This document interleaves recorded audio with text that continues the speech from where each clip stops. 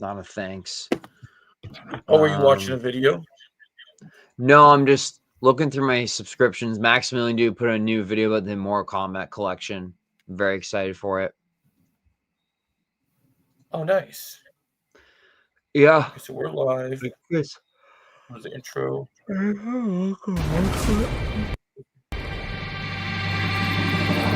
Legion of Creators.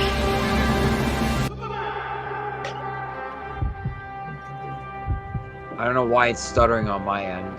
Hey, buddy. Eyes up here. Yeah.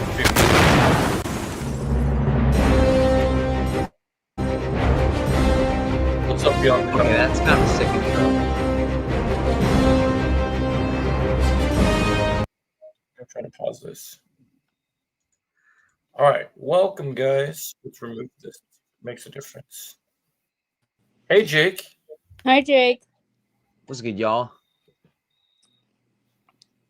Sorry, guys. We are experiencing technical difficulties right now, but we are here. We're going to try our very best. We'll do our best we can. Yeah, we're experiencing StreamYard is being really echoey today. I'm not sure why. But welcome, guys. We got Kenna here, and we got Aqua Twist. Welcome to episode 27 of Legions, anime and more. So we're going to talk a little bit about anime. We covered horror last week. This week we'll figure we talk about some anime. So, you know, what we've been watching, what we like about anime, that sort of stuff. I know Aqua Twist is a pretty big anime guy. Oh, yep, you can tell. Is it? Yep, My Hero right there. I gotta replace that with the friggin' season 8 poster when that comes out. I've had that for like a long time. I heard that show went south pretty bad. We'll see, because it's. All I'll say is if what I think happens. Damn, that will be the second time I lost something important to me this year. I don't want that to happen again, but we'll see. But it's, yeah, I guess we can start with that. What is everyone's favorite anime and why? I guess we can start with that if you want. That's a good question. Kenna, you said you just watched 2 recent ones. Yes, but those aren't my favorite. I can talk about those 2 recent ones a little later. My favorite anime. Okay, the name is gonna sound dumb, I know, but it's this magical girl anime that I watched when I was young, and I rewatch it like almost every couple of years, called Princess Tutu. And I know that the name kind of sounds I've like heard good things about that one. I know it sounds a little silly by the name, but I really love that it's like a dark twist adaptation of the Swan Lake story, and also kind of other fairy tales through ballet. And again, typical magical girl anime. You know, there's the girl and she has a magical transformation in an outfit. And overall, just really like the story. It's simple and it ends good and it doesn't drag. And it's kind of underrated. Like, it's not as popular as like Sailor Moon, but it does hold a little special place in my heart. So I would say that is my favorite anime. Nice. Cool. I never heard of it. That sounds interesting. Mm-hmm. What about you, Joe? That's pretty cool. Those are good choices. So Beyond the Kai said Dragon Ball Z. I grew up with that show. Yeah, that's a good choice. I would probably have to say, for me, definitely either. I'm really liking Demon Slayer. I'm trying to get back into that one. Nice. But in terms of overall, I probably would have to say I'm definitely a Naruto guy. Like, I've seen all of Naruto, and I just enjoy Naruto. I think it's good. Makes sense. It's a good anime. Yeah, I enjoy it. Naruto's been on my list for I don't know how long now, but like, so because like I've known about it for a long time and never actually sat down and watched it. But for me, obviously, My Hero. I know it may not look like it. I also love Dragon Ball. You can see by the shirt. I wasn't planning on wearing this shirt today for the podcast. It was just a complete coincidence. But One Piece too. I have a One Piece poster there as well. But like, just I love the world building. I love how they have so many different characters. Because I feel like a lot of modern anime, I feel like my problem is like they fall into the trope of like, oh, we're in high school. Oh, we're doing all these things. Like, I want something different. So any show that isn't like that, like a Dragon Ball, a One Piece, a Demon Slayer, I would like that more personally. But that's just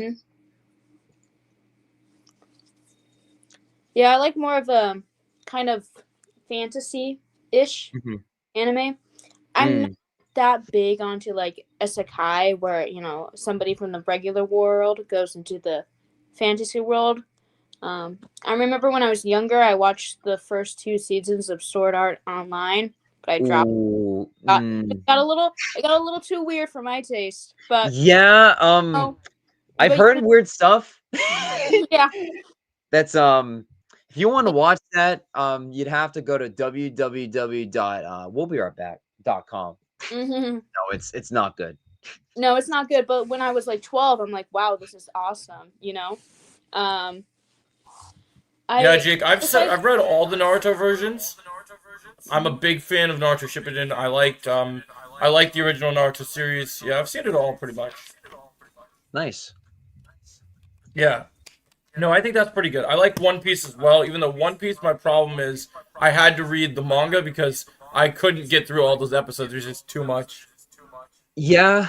No, I don't know how I did it. I mean, granted, like it was pandemic. I was in college, didn't have much else to do, so I just like grinded One Piece in a year. I've mostly caught up. So there's weeks where it's like, oh, I missed a few episodes, and I catch back up quickly. But like other than that, yeah,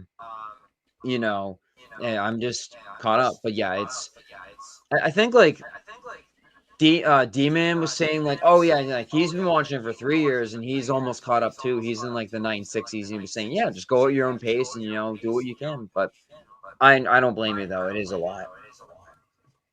Oh, that's true. I could see that. So someone says that they might have the podcast on, which is where the audio is coming from. I think it's just on your end, Joe. You're echoing. I only have the StreamYard open. I don't have the podcast. I don't know why I'm echoing. I don't know. You might. We're just going through it, guys. We're just going through it. But it's okay. Yeah, but like back to what I was saying about like certain anime genres. I would like to say that I'm pretty open to any like variety of genre, especially since I always love when genres kind of mix together into one. I think isekai has been overdone, or they haven't been that utilized properly in a long time. I do know that there's probably some good ones out there, but that one doesn't interest me. The last kind of fantasy anime that I watched that I really liked was Delicious in Dungeon. That's been pretty popular and really good. And it's kind of like I can't get into sports anime or cooking anime. Those just aren't my thing. But Delicious in Dungeon is technically a cooking anime, but it's set into a fantasy world. So you get to see these fun recipes, and there's actually great world building and character arcs between the characters. So it's not one dimensional of a story. So it kind of has everything for everyone, and I really do recommend that anime if you want to watch it on Netflix. That's been good. No worries, Superman fan. Yeah, I watched Pokemon when I was little too. I watched a little bit of Yu-Gi-Oh! I never got into Dragon Ball Z. I just can't get into it. Oh. But yeah, what Joey said earlier. I don't want to. Yeah, I'm trying to figure out. I don't have anything on, so I closed all the things. I don't know why it's echoing. Maybe you should try putting your headphones back on. Yeah. That's what happens to me. I can try that. I took them off because I was worried that it was echoing worse with them on. I think it will be better. I'll try. Mm-hmm. Yeah, but no, Delicious in Dungeon, I'd say like I love food, so like that idea seems really interesting to me, and it seems kind of fun. Everyone hear me? In terms of the twist. Yeah, we can hear you. Yeah, I can still hear you. Is it better with the headphones on? Yeah. Yep. You're good. Okay. Okay. But I haven't gone to the concert yet. Yeah, the concert's not till later. Not till tomorrow. Yeah. So you were saying about Delicious in the Dungeon that you liked, you like food. I feel like we all like food. So Yeah. Mhm. No, but I'm like, glad that fixed the issue. yeah. I'm just like obsessed with food though. It's like, I can't help it. I love making pizza. That's the thing about anime too. I feel like compared to cartoons, like if you see a Ghibli movie food, Oh I'm yeah, gonna faint Ghibli. thinking about it. It's Yeah. like next level. Like the way they animate it, it's like realistic, but also more mouth-watering than it would look in real life. If Yeah. it's like romanticized. I don't know how they do it, but like I love Ghibli animated food. I haven't been. I haven't been. Hold up. I haven't been home, dog lover.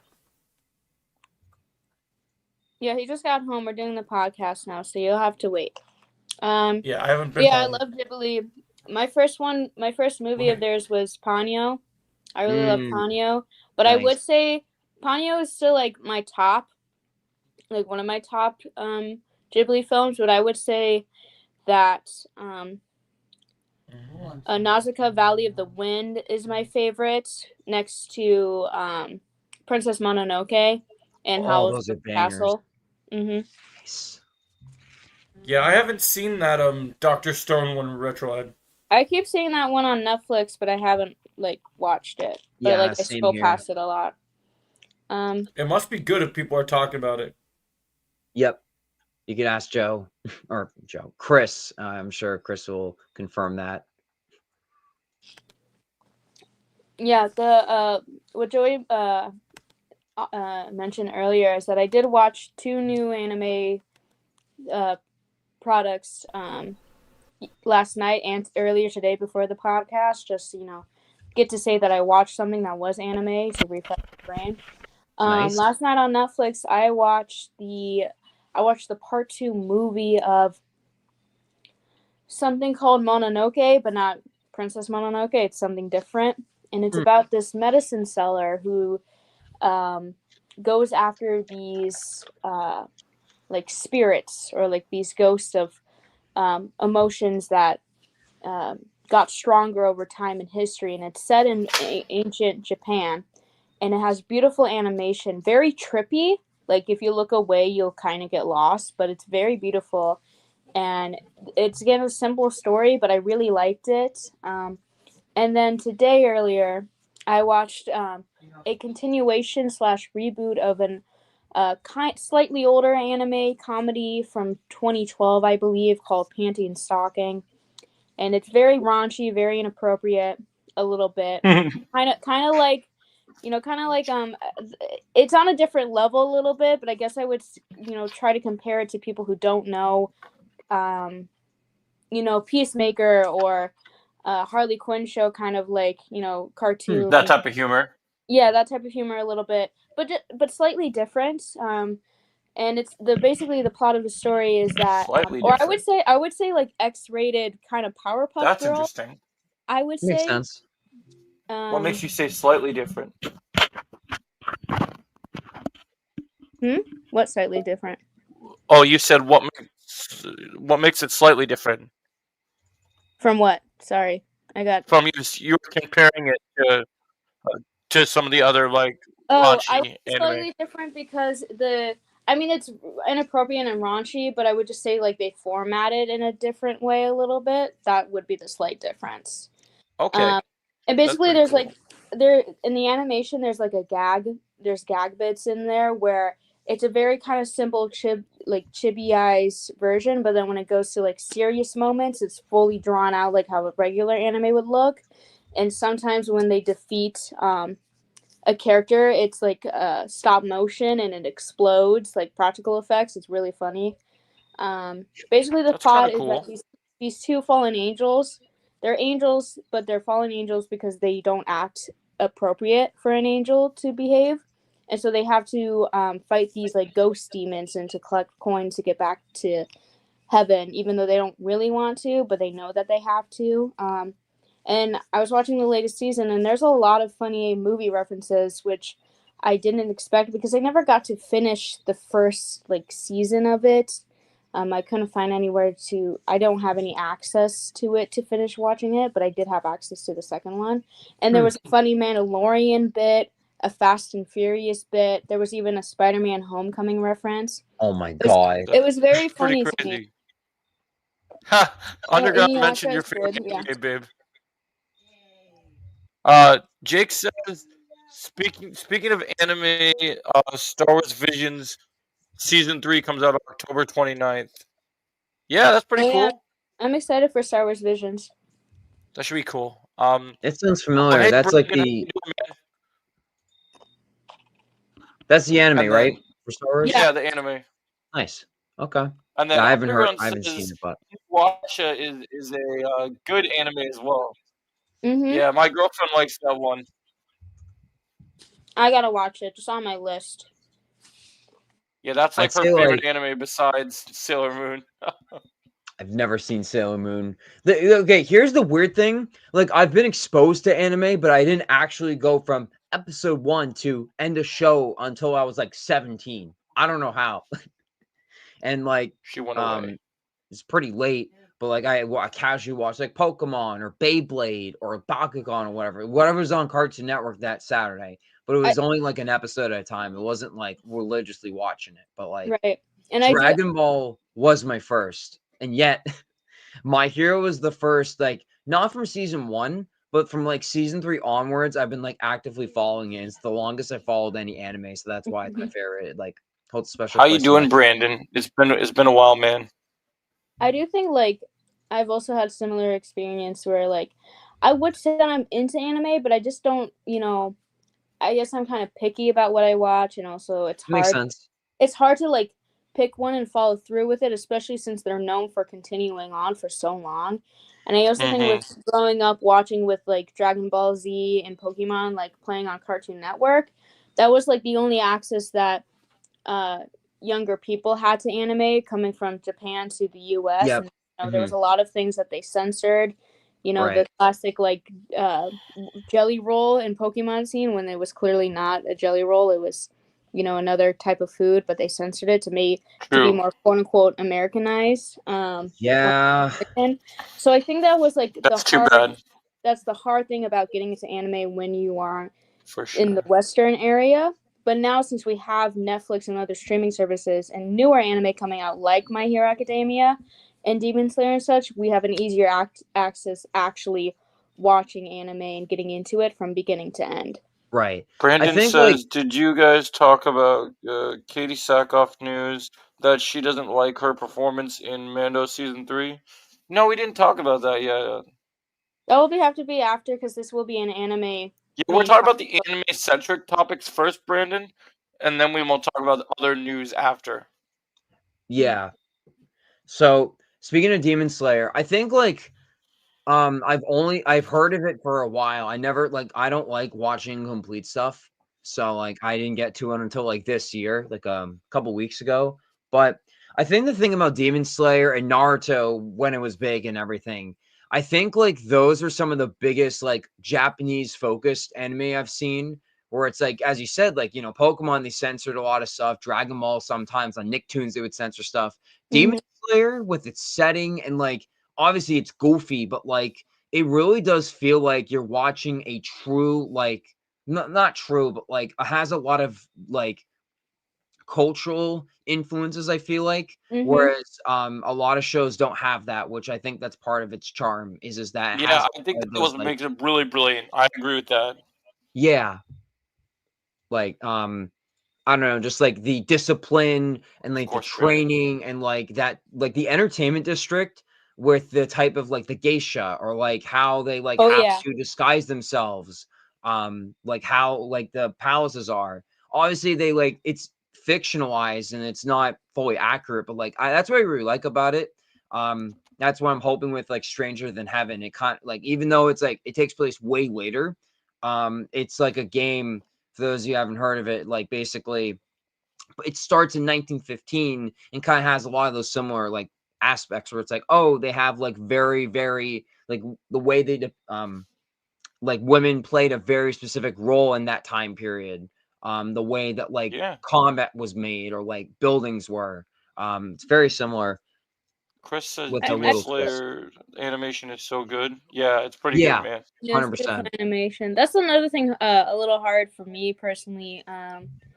When it comes to anime, obviously when you think of anime, you think of like the specific kind of art style that you envision in your head. But I also love you either find animation or find an anime with unique style, and it's either really good or it's bad. And there's some animes that I just can't watch because of the look of them, and I know that kind of hurts. Kind of maybe I'm losing out on experience, but like it's not always the case. I mean, it's more like when it's become super exaggerated, where I'm kind of like big eyes and they're far apart, like they. Brandon like says, uncanny speaking of valley. anime, have you Have you seen the popular animation movie K-pop Demon Hunters, which is playing in theaters? Yeah, I saw it when it hit Netflix. Oh, Yeah, I've seen it, but it's not really anime. It's Yeah, animation. it's it's different. It's just a K-pop animation. thing. Yeah, it's animation. Yeah. It's not anime. Mhm. And that's another thing is like what was it? Oh yeah, with like styles, but like I even though I have also like I'm not gonna watch an anime because of the way it looks, I can't help but judge just a little tiny bit when people say that they won't watch JoJo's Bizarre Adventure because it looks a little weird. But I think that adds to the humor of JoJo's Bizarre Adventure. That's an anime that's been a classic for a while, but I got into it like 5 years ago. No, not 5. Like 3 years ago, I got into JoJo's Bizarre Adventure, and it's a long anime to get into because each season's like 48 episodes. But I pushed through, and now I'm really into it, and I'm excited for the next season to be. Steel Ball Run! Yes, Steel Ball Run. So Yep. hyped. Let's go. Mhm. Oh, I'm so happy I to saw it, confirm it. Superman fan. I saw it, Superman fan, but I'll answer your question at the end of the show when we can talk All about right, Q&A.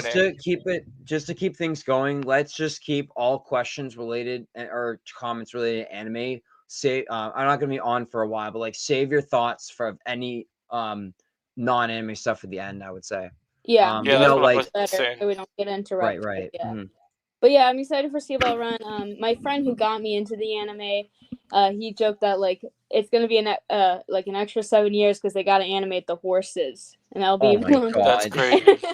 It's really funny. But yeah, I think people miss out on JoJo's Bizarre Adventure because it's really funny, but also has a really good story and has a nice variety of characters that you can get into and also dislike for fun. So it is one of those good animes that I feel like everyone should at least try out maybe once. Yeah, it's nice to know That's one of my things that favorites too. I people love have different JoJo. takes. I love parts. Is it part 4? Yes, part 4 is my favorite. Ooh, Dynasm. Oh, that's so good. Part Oh 4 my and part God, like- 6, I would say, are my favorite. Okay. Do you know what one I really Yeah, I like agree. that nobody talks about enough? It's an older anime. What? I really liked Gungrave, if you guys ever watched that one. That one was really good. That sounds familiar, but Never heard of it. It was pretty good. Gungrave, you said? And yeah, Gungrave. I'll have to look that up later. Anime has a unique type of storytelling. Yes, it does. But I also want to bring up, I liked what what you said about the cultural elements in Demon Slayer. There was this other anime that I watched a while ago on Netflix called The Apothecary Diaries, and it's anime, but it's set I think in China. I'm pretty sure ancient China. Okay. Ancient Chinese secret. Well, no, and it's about this girl, and it's nothing like grand fighting scenes. It's nothing dramatic like that, like Demon Slayer. It's not a shonen anime, but I do like it. I like it for it's kind of a mystery because it's about this girl and she becomes a royal poison tester, and so it's kind of I would say maybe kind of like Delicious in Dungeon, where even though it's set in a very world buildy kind of setting, you still get to learn like different kinds of things like cooking in Delicious in Dungeon, but while in this anime you learn about herbs and poison, and it's kind of funny too because the girl, she like loves it. I know. She's kind of a little bit, honey. she's kind of a little crazy for it, and so that's where the comedy comes in. But I really like it because it's like a mystery, kind of solving mysteries, because she has not only does she test the food for poison, but then she tries to find out who poisoned the food, and who tried to take down the emperor of China or something like that. There's a season 2, but I haven't it's not out on Netflix yet. Dang. That's the thing. It is kind of funny how like Netflix is just like, oh, we'll just throw on like crap ton of anime. They just have One Well, it Piece. wasn't Like, supposed to be that both of them were spicy. I mean, like One Piece, like you can watch the Yeah, new oh, I season of definitely that on Netflix. sorry about that, guys. I just had to run to the kitchen to grab a drink real quick. Yeah, that's fine. No We're worries. still- But I'm here. Okay, so my favorite kind I watched was Full Metal Alchemist Brotherhood. Very So mature, good. but an emotional story of two brothers with alchemy powers. Yeah, I remember Full Metal Alchemist. That was a good series. I remember that one. One Piece is way too long. I agree with that. Mhm. There's another anime, like Full Metal Alchemist is one of those animes where it is a classic, but I know that one's been kind of rebooted too, and the reboot's not that bad, but also They rebooted it? Really? well, yeah, No. So they have. Correct me if I'm wrong. I know it's the original, and then Brotherhood is like the newer one that yeah, Brotherhood is the I newer looked one. at the Yeah, OG. The OG was where it was at. yeah, but I haven't seen the OG. I think it's kind of hard. Like for me, when I like it, sometimes I think it's good when animes do that, like Mhm. make it like more polished, more new. But I do think sometimes you lose some quality or important story aspects that get cut. Mhm. Like with Sailor Moon and then Sailor Moon Crystal, that's kind of You guys ever see the Ghost in the Shell anime? no, I know that's supposed to be good, but I haven't. Yeah. There's a lot of animes that I have on my list that I want to watch, but it's Like just so Ghost in the much. Shell. Much better than the live action adaptation they tried to do. Well, duh. God. Yeah, the live action anime is a tricky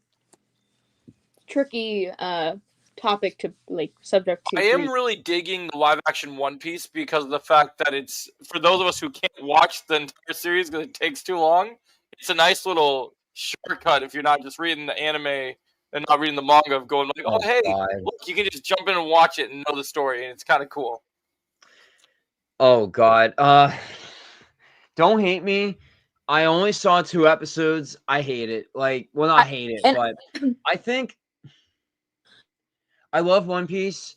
I personally, I like that. I Mhm. like that it's there, and I respect it. But like, I don't like how a lot of the characters, except for Luffy, were kind of stoic. And I get it, but like, I'd rather just watch the anime personally. Like, I don't know. I'll have to try it, but My thing is like I'm not into One Piece at all, so I would never even watch the anime or the live action version. But like that's how I feel about the live action Avatar: The Last Airbender on Netflix, because I'm like the original animated series is right there, and Oh, I love the original.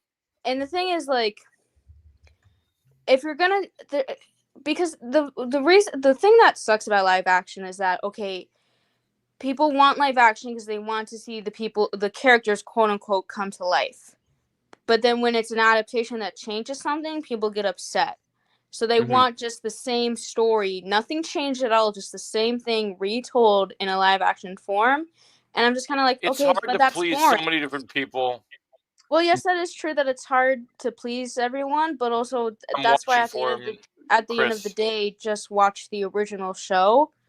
I'm just speaking about this in animation in general. Just watch the original thing, and just don't worry about the live action that much. Sometimes I will admit, sometimes live actions can be good in certain cases, but it's really a lot of misses and some hits, when it comes to certain. And I also think it depends on what kind of like project that you pick. Like with the Avatar: The Last Airbender, I just think it's completely unnecessary. Well, I understand. Right. Well, I understand Joey's point with the One Piece and being like the anime is super long and there's like 1,000 episodes. So then I'm like, okay, they're shortening it for the live action version. So there's pros and cons to everything. But Yeah. Dragon We Ball don't talk about that, Chris. We don't talk about evolution. Evolution didn't happen, bro. We don't talk about that. I had to stop watching Dragon Ball because I hated that movie so much. Oh no. I just couldn't be associated with anything Dragon Ball, and I loved the original like Dragon Ball like anime shows, but that Mhm. movie just took all my Dragon Ball energy. It It's was like just bad. they Kami had me in the throat and just like, took it all. I haven't Bad. seen it, and I probably never will. Have you Yeah. seen any Studio Ghibli anime films like Castle in the Sky? Mark Hamill plays the main villain in the English dub, or how he's moving Castle with Christian Bale. Yes, I've seen both films. I've They're seen good. I've seen those films. The only Ghibli film that I might have to force myself to get back into it. The only Ghibli film that I couldn't finish was Whisper of the Heart. Oh, really? It was just a little too slow paced for me, but I love Porco Rosso. That one's good. That one has That's a what's her name? classic. Yeah, If it Porco wasn't Rosso. for Evolution, we would get Dragon Ball Z Battle of the God and Super Series Plus. Yeah, that's true. And I love Spirited Away is a classic. I rewatched that one a while ago. Spirited Away is great. Oh, That's a great like one. that's that's probably one of my favorite movies ever. Like I've watched it so many times. I didn't even grow up with it. I just like watched it in my 20s. Well, still in my 20s, but like my early 20s. I'm like, holy crap, this is great. Why didn't I grow up this? Damn. Mhm. And it's like I love like the concept. It still holds up well with true. the animation. I love Haku and the dragon. Oh my god, like Yeah, that one's good. so I good. love Spirited Away and Porco Rosso because it has this one voice actress. I think her name is Susan something, but she voiced Lynn in Spirited Away, the older woman who takes care of Oh, nice. Furia. And then in Porco Rosso, she plays the love interest. I forgot her name, but before I watched Ghibli films, she voices Meg from the Disney Hercules film. So it's nice to hear her voice in projects. Nice. So yeah. And again, I did see the newest when it came out in theaters, the newest Ghibli film, The Boy and the Heron, where it has Robert Pattinson and Christian Bale coming back to voice the role. Was that one good? Yeah, I thought it was good. It's Solid. definitely not my favorite, but it wasn't bad. It wasn't bad. Yeah. I think That's like good. so Boy and the Heron, oh my god. So it's the only Ghibli movie I've seen in theaters. Miyazaki, why did you want to commit to more movies? I love you, but like, dude, for a long time, the hype thing about this was the final Miyazaki made movie ever. It's like, holy crap, this is hype. I'm excited. And then right when the movie comes out, it's like, oh, there's more made. I'm like, great. Now this is underwhelming. It's like, okay. I don't really think it's underwhelming. I mean, I get it. You went into the expectation of like this is the final one he's making. But I think Miyazaki, he's like, with K-pop Demon Hunters, that was kind of a crazy exception of Western animation being very successful. But like with, Disney having consistently flops within their new original animated films that don't do good, I think Miyazaki has like, well, I got to pull up. I got to, show them how it's done. So that's true. And even though he's like, and he's always like, "Oh, I'm gonna retire and take a break." He never does. And you know what? I kind of get it because I think if I was in his position and I'm known for making these great movies and then I retire, I think I would kind of get bored of the lack of like good artistic storytelling. Where I'm like, okay, I'm hopping back in to make another one. Right. So I don't really. That's a good choice, Chris. I heard about that one. I have to watch that one. Retro Lad. I heard that one's very sad. Brandon says My Neighbor Totoro is another good anime. It's pretty good. Yeah, Totoro's good. That's okay. Speaking of that one, we actually have a dog named after that movie. Yeah, nice. We do have a dog named Totoro. I would say Totoro is definitely one of those, like, when you think of Ghibli, that might be one of the things that pop up in your head. But story-wise, again, not a bad movie, but not my favorite either. I think there's definitely some that are better quality-wise. For sure. There's another... I gotta watch I guess I would say the list of animes that I gotta watch are Soul Eater. I gotta watch that. Heard good things about that one. What was the other one? I still want to watch Devil May Cry. I heard Devil May Cry was good. Yeah, Devil May Cry. That's really solid. I mean, I never played the games. I loved it. I didn't get the lore changes or whatever. It's like, okay, cool. But the animation was solid. I love, like, I have Roland. They used Roland in the intro. I play that on repeat so many times this year. It's like, oh my god, I love That's that awesome. song. Love Limp Bizkit. Mhm. Because one of my friends gotta called love me, it. like, Limp why you Bizkit call is me Limp classic, man. Bizkit? You can't get better than Limp Bizkit. That's classic. I mean, I'm about to go to a pretty big rock show tomorrow. I can't wait for it. Oh, so. nice. No, but Limp Bizkit, that's great. Do you guys like Death Note? Yeah, I've seen Death Note. I think Death Note is good. I have a friend who was into it. I considered watching it, but Then then I'll have to watch season 1 for sure, Jake. But then I just don't know. I mean, I think I will probably watch it eventually. When it comes to anime, I'm like, or just movies or shows in general, I'm like, I have to be in the right mood to watch it.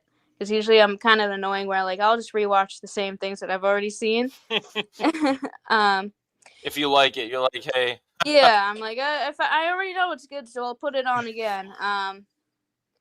But yeah, Death Note's good. I know that people kind of have mixed feelings on the ending, but like, that's kind of Yeah, they had mixed feelings for sure. I do want to bring this up. It's not it's anime technically, even though it's not made in Japan, but with Devil May Cry, because that's also it's anime, but it's not in Japan. With video game adaptations, I really love Castlevania and Castlevania. That's awesome, Chris. I've not seen it. You have not seen it? I recommend it to anyone. Castlevania is great. I love Castlevania. You gotta watch. There's Castlevania, which is the first series on Netflix, and then again on Netflix there's a spin-off called Castlevania Nocturne, and that has 2 seasons. And I'm really hoping for season 3 to green light, because I think it's a really good story and adaptation. It's even though Devil May Cry, I thought it was good. I did get into more research of like the people who played the video games were not happy with certain changes. And to a certain extent, I agree, because I'm like, well, I don't play the game, so I'm not that hurt by it, but I understand why fans might be a little disheartened. But with Castlevania, it's accurate, possible, but it's also they make changes that doesn't hurt the stories or hurt the fans. So that's why I think it's good. Does Mr. Miyazaki have a director successor before he retires, like when George Lucas worked with Dave Filoni to make Clone Wars? So the thing about Mr. Miyazaki is that he does have a son, and his relationship with his son is very complicated. And even though people hold Miyazaki in high regard, people are a little concerned of the way he parents, because when he retired before he made The Boy and the Heron, his son took over, and he made the first 3D animated Ghibli film called Earwig, I think. Oh God, I've not seen that for a good reason. I watched it, and here's what I'll say. Even though I definitely prefer the hand-drawn 2D animation look of Ghibli, I don't think the style crossing over into 3D looks bad. I think it worked. However, from what the research that I did, it's based on a book by the same woman who wrote Howl's Moving Castle and other books that Ghibli film had, done adaptations for. But the more research that I did, I think she died before she finished the book. So the ending reflects that. And I'm like, okay, if I were to make a movie based on a book that was not complete, I would at least try to make somewhat of an effort to create my own ending that is satisfying. But yeah, that makes sense. For some reason, the son did not do that, and so it was a flop. And then again, he came back and being like, well, I'm going to make Boy in the Heron now. So he does, in a sense, does have a successor, but it's not looking so great right now. My thing is that I don't think the son is bad.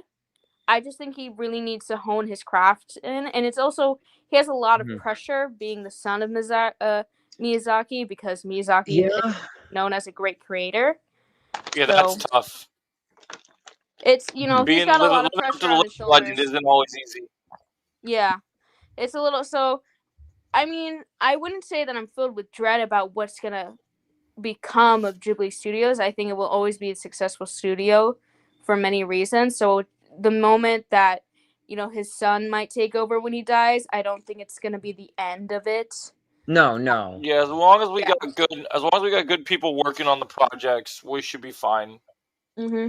Yeah, I think like that's kind of the thing I was saying about like Miyazaki retiring and everything. It's like Boy and the Heron, I mean, if you look at it as a Ghibli movie, I still think it's really good. I'm Yeah. kind of glad that it's not the last one by Miyazaki because in hindsight, it isn't really a good end. Like there's a lot of callbacks like, oh, this trope isn't here or that trope Right. isn't. Yeah, I agree. Yeah. It's the same Yeah. for the I feel like new writer taking over for Dragon Ball, taking over Akira Toriyama. Yeah, taking over for him. Yeah, I heard about that. that's it. Well, that's kind of different because Toriyama at least like passed away very like as far as I know, like pretty tragically. And Toro is like a very like decent successor from what I heard. I heard the manga is like great. Whereas like I watched what was that movie with the dragon that like Goro Miyazaki made that was like okay, it was weird. Yeah, it was like Earth something. It was let me look this up. I know absolutely nothing about Dragon Ball, so I cannot help Yeah, you here. Earthsea. Earthsea. It was Tales from the Earthsea. Oh, God. Tales of the Earthsea. That was Wait, was that Dragon Ball or the Ghibli movie? no, I'm sorry. So Chris was saying it's the Miyazaki situation is like Toriyama and Toro. Mhm. I was saying like, well, I mean, Miyazaki directed Tales from Earthsea. It's okay. I mean, I love dragons, but like it's just weird. I think like It's a weird the one. difference Toro, if he went on to make more Dragon Ball anime, I think it'll be very good if they like base it on his content. But whereas like if Goro made movies based on his track record, not looking too good. But that's Yeah, just, I watched Tales of the Earthsea, and I like the vibe of it more than I actually like the movie. If that makes any sense. I guess I like I get that. I like the idea The of it vibe more is than good. Yeah, the idea on paper is promising. I mean, I really like the beginning, but then as it continued forward, I'm like, okay, where are we going with this story? I Right. got a little Exactly. lost. Yeah. Yeah, there's still quite a few animes I still want to check out that has my interest. My thing with like Naruto and Dragon Ball is that you have these, these characters like Goku and Naruto, and then you're trying to continue on their stories when they kind of already ended. So you like, I think anime gets a little messy when you bring in like the future children of these legacy characters. Right. Yeah, That can Boruto get a little messy. definitely failed. That was definitely some bad stuff. We were just talking about in the Josie server the other day. Oh my god. I would be kind of happy with just watching up to Shippuden because it's not as many episodes as I thought without the filler. But like Boruto, I feel like it's like, do I really want to suffer that much to wait until it's Boruto actually is so good? filler. It's so filler and it's so bad. Yeah. When Naruto Shippuden, it's like it gets right to the point where like with the original Naruto series, there's so much filler, but then there's good stuff. Where like with Shippuden, you're experiencing a whole story, and the story is playing out perfectly. Yeah. Like I love how the story's handled. Like the different character arcs, the different ways it pans together. Naruto storyline, Sasuke storyline, Sakura storyline. It's all kind of tied together, and it's kind of beautiful. My problem with Boruto is that I just feel like the writer, I forgot his name, but like I feel like he's just kind of pushing himself to make more Naruto content. Because clearly, like, he still loves the thing he created, but I just feel like the drive isn't there anymore. And also, with Naruto, I feel like, I mean, you could argue that it's realistic that, these characters go through changes from, because we see the team grow up from go to kids to adults, so obviously changes happen. But it feels like they're just ruining all the character arcs and like the personalities, and I'm just like, okay, why are we doing this? And then and it doesn't help that the animation studio for Naruto, I believe it's like Studio Peach or something. They especially in the earlier seasons, you know, Sakura, she's a big debate in the fandom because a lot of people either really love her or they really hate her. And the studio had it out for her. They cut a lot of scenes from the manga for her character Oh, that development, sucks. and especially with her Yeah, that relationship really with is too bad. Sasuke, because people Mm. argue that Sasuke and Sakura aren't in a good relationship, and I understand why, but only if you were to watch just the anime you could see that. But again, the studio just like did not like Sasuke and Sakura, so they cut Yeah, they tried to go after them for sure. yeah, they cut most of their romantic moments out from the manga and transferred to the Which anime. is too bad because the manga has a lot of really good stuff between them that I think really elevates their relationship. So like that's another thing about Naruto in general, where I'm like, I love it, and I will always appreciate it because it was my first anime. It was my introduction to anime, but also I'm like, it's not perfect either, and you know. Well, yeah, there's always gonna be nothing's perfect in this world. There's always gonna be little flaws in things that even the best things still Right. have issues. So Brandon says, speaking of anime adaptations, how would you guys feel about popular franchises like DC and Marvel using more anime films similar to the Suicide Squad show or Batman Ninja? Yeah, I'm interested. Bring it on. Do more really cool stuff like that, and hopefully, as long as you're telling good stories, I'll be about it. I still need to watch that Suicide Squad show on Max. I heard it was good. It's like a Suicide Squad anime on there. I don't know if you guys have watched it or not. Yeah, I've heard about it, but I haven't watched it. I heard it's just kind of mid. Like, it's not bad, but it's also nothing amazing either, you know? Right. Well, I liked Batman Ninja. Both Batman Ninja films were good. Yeah, Batman Ninja was good. My thing is that if we're going to take these mainstream things, very, you know, Western mainstream things, and turn them into anime things, Batman Ninja works because I'm like, okay, Batman, that's cool to see an anime. But I wouldn't care for, like, a Captain America anime and Iron Man anime. I think it would be best. They did I think it would be best if before. They did that once. Yeah, but I just think it would be best if like we did more obscure characters within those. Yeah. To do anime, I think that would be the best. Yeah, that would have been nice. I mean, they had they had anime they had a Wolverine anime, a Blade anime, and I think there was an Iron Man anime from what I remember at one point in time. There was an Avengers one, but Aqua, you were an Avengers movie with Punisher and Black Widow in anime form. Interesting. I see. It's actually pretty good. I think like anime has a very like certain appeal in art style and everything. I think like obviously it's becoming more mainstream. I think not everything needs to be anime. I think the reason why a lot of people are drawn to it is just like, you know, cartoons are like, okay, cool. Obviously they can have their own serious moments and stuff, but like if you try making Demon Slayer a normal American style cartoon like from Cartoon Network, it wouldn't have the same vibe. Yeah, and I feel like the thing is like if you want to make something into an anime, you'd have to like think like what fits that tone, what fits that style, and what fits that style of animation. If you remember, I like what Retroled said here about the Harry Potter reboot. I wish it was animated, anime style, look like the books instead of live action. Yeah, man, I'll play Rivals after the stream.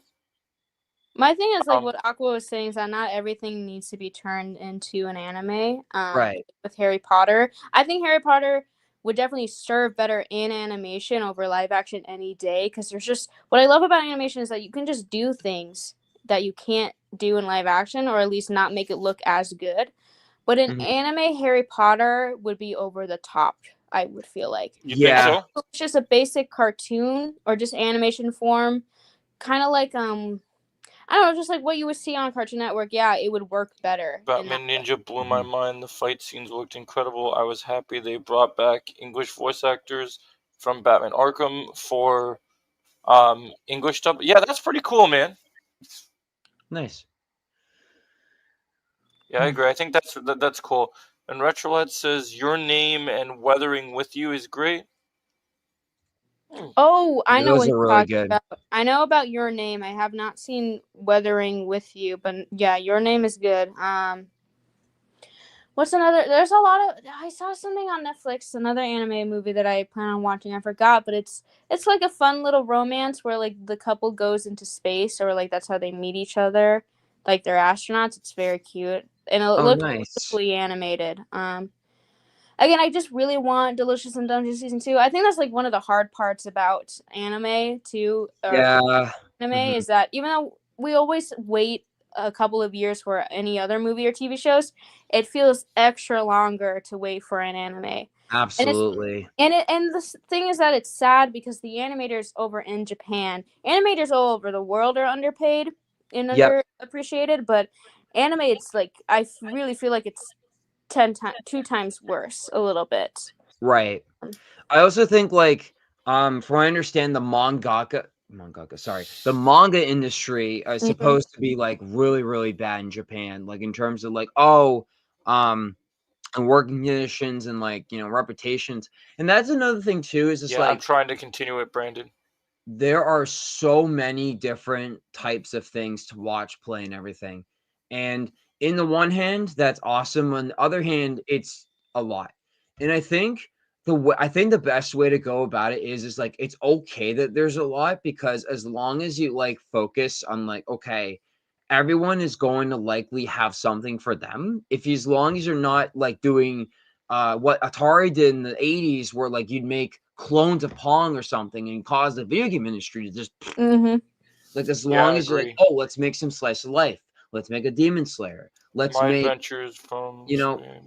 If you vary up the genres enough, I think that's what makes stuff thrive, is that there's competition and that there's something for everybody. Exactly. agree. I just remembered. Hasn't have anyone seen Vinland Saga? That's a good Nope. anime. I heard I that's would supposed to be really good. I would recommend. I heard the manga fell off a little bit. Like the story that's continuing in the manga is not so great. But if you watch how many there's either 1 or 2 seasons, I believe, in the anime version. It's still such a good story.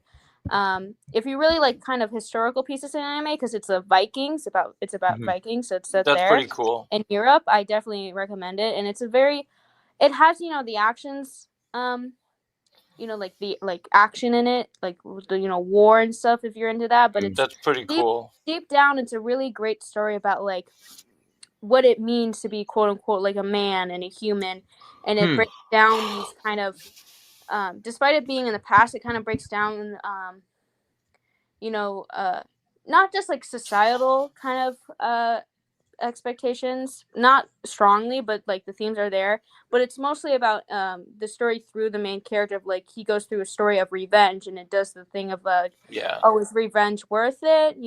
I could just choose to live a happy, peaceful life. And it starts very tragic, but it still feels a little heartwarming.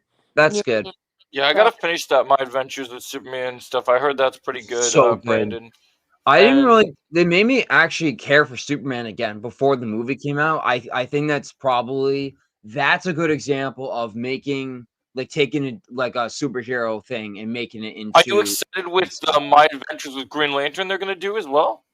I'm interested. I'm I gonna wait until it comes out. I kind of wish they did a Batman one first, though. Green Lantern, like I'm But it interested. looks But like I'm they're just gonna gonna do it with an wait. entirely different character than what my they're thing, doing with the Green Lanterns in the actual overall live my, action movies. well, yeah. Like, So what I heard about the Green Lanterns is that I think Jessica Cruz is gonna be the main yeah, they're gonna do the Jessica character. Cruz character, which is cool. Yeah. My thing about I the think she Batman serves an though. anime story. Yeah. My thing about the Batman though is like Batman has so many cartoons. And I love him, but I feel like if we did My Adventures with Batman, I feel like it'd just be a little too much. Maybe Makes I don't sense. think we'll go there. I don't think they're gonna go there. I think we'll definitely get My Adventures Batman cartoon eventually, just like not right now. I Yeah. personally I think they're couldn't gonna focus on the other stuff first. Do some other characters. Yeah, Make that's what some I'm cool saying. anime stuff. I Mhm. couldn't get Looks like Superman, but I Underground mean, asks Beyond the Kai. I've never seen Demon Slayer. Is that a chronological show? Yeah, you watch the first 2 seasons, and then you gotta watch the movie, and then I believe you can start watching the other seasons. Yeah. Mhm. So It's Oh, great basically, that it's like My Adventures with Green Lantern is the same universe. I'd love to see My Adventures with Flash. Yeah, that'd be cool. I I would think that love would serve Flash and anime. The Flash Aquaman. could serve an anime pretty well, I think. An Aquaman anime I would watch. I Aquaman feel would like be cool. Aquaman's been. I feel like I'd love Aquaman's a Green Arrow one too. Oh yeah, Green Arrow would be awesome. I think that'd be awesome. Yeah. Agreed. My Adventures of Superman and Superman was also made me love That's Superman pretty good. before 2025 movie came out. Yeah, I agree. I think both were good. Yeah, I gotta Nice. finish My Adventures of Superman because I was really digging it. I was really into the different changes, and I just stopped watching because I got busy. Mm-hmm. Because I was into it religiously. Like I was literally like, making reviews every week. I was going crazy. I was loving Reviews it. every week. What'd you say? You said you were doing reviews every week. That's nuts.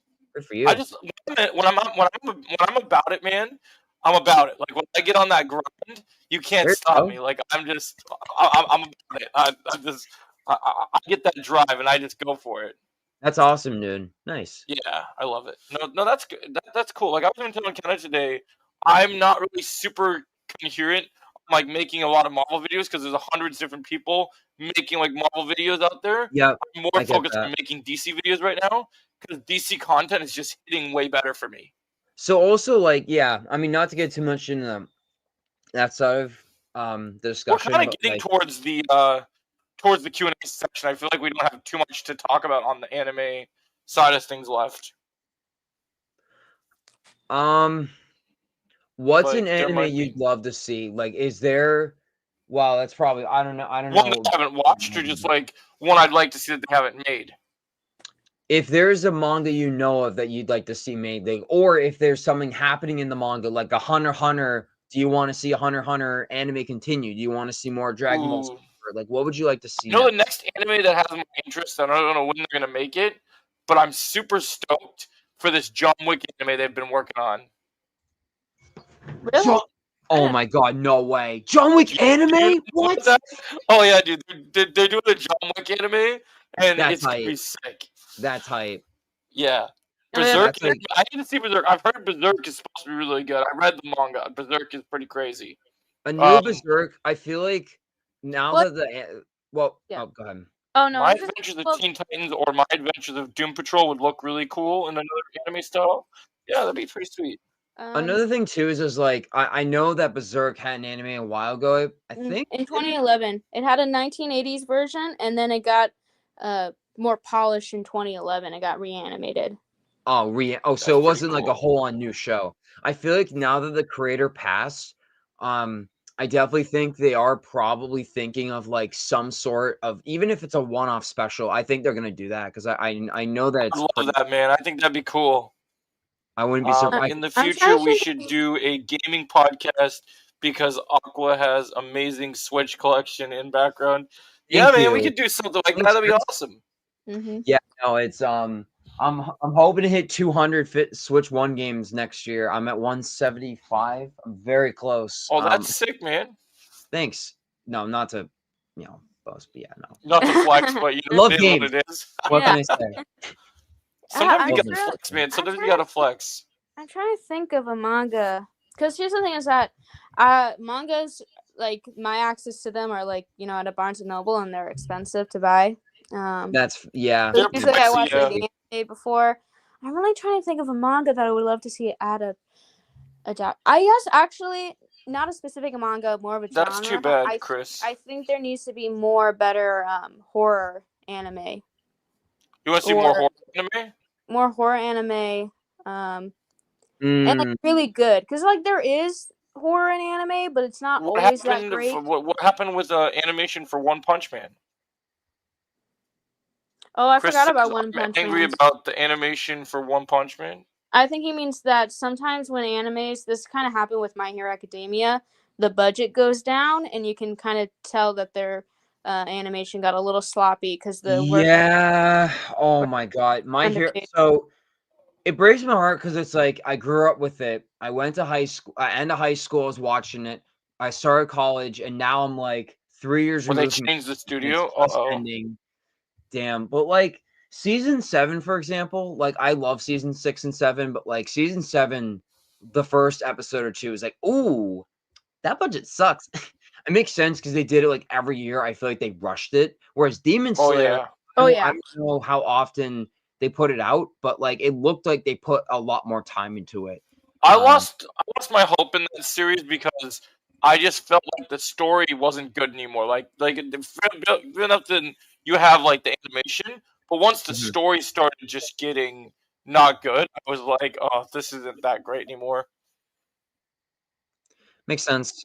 Yeah, like I feel like for me, I have to be really interested in the story, and once the thing just kind of fell apart, it just kind of was too bad. Oh, Right. what I is mean, okay? it's the Brandon has a I'm very question for close to the you. end. What? Brandon has a question for you, Aqua Twist. It looks like in Yeah, the what's chat. up? Depending on Question for Aqua Twist: depending on if he has played all Final Fantasy and Kingdom Hearts games, Ooh. who would win in an ultimate fight between Sephiroth from Final Fantasy VII versus Ansem from the Secret of the Secret Darkness. of Darkness? Let me just double check real quick because I haven't You played gotta Kingdom Hearts add the enough. stats. Oh, I haven't played Kingdom Hearts in a long time. Let me think. I feel like Sephiroth. I feel like Sephiroth is just more powerful, so I would say Probably. him. Yeah, Sephiroth, easy. I agree, Chris. You Easy. guys have seen the end of times. They're like, this guy's dangerous. Yeah, Kingdom Hearts is one of my favorite RPGs, but oh god, like everyone's like, okay, now the Hell Like Silk Song's coming out and Prime 4's coming out. What's the next long-awaited game? Kingdom Hearts 4. Yeah, Everyone's gonna I be think a lot talking of people about it. say that. Swear to God. A Superman fan wants to know, Aqua Twist, have you played the Arkham Batman games before? I've played all of them. I've only beaten. I haven't beaten Asylum, but I beat City, Origins, and Night. Origins is underrated. I love Deathstroke, so that was fun. I like City's Origins. fantastic. Origins is Night cool. is I like the Batmobile.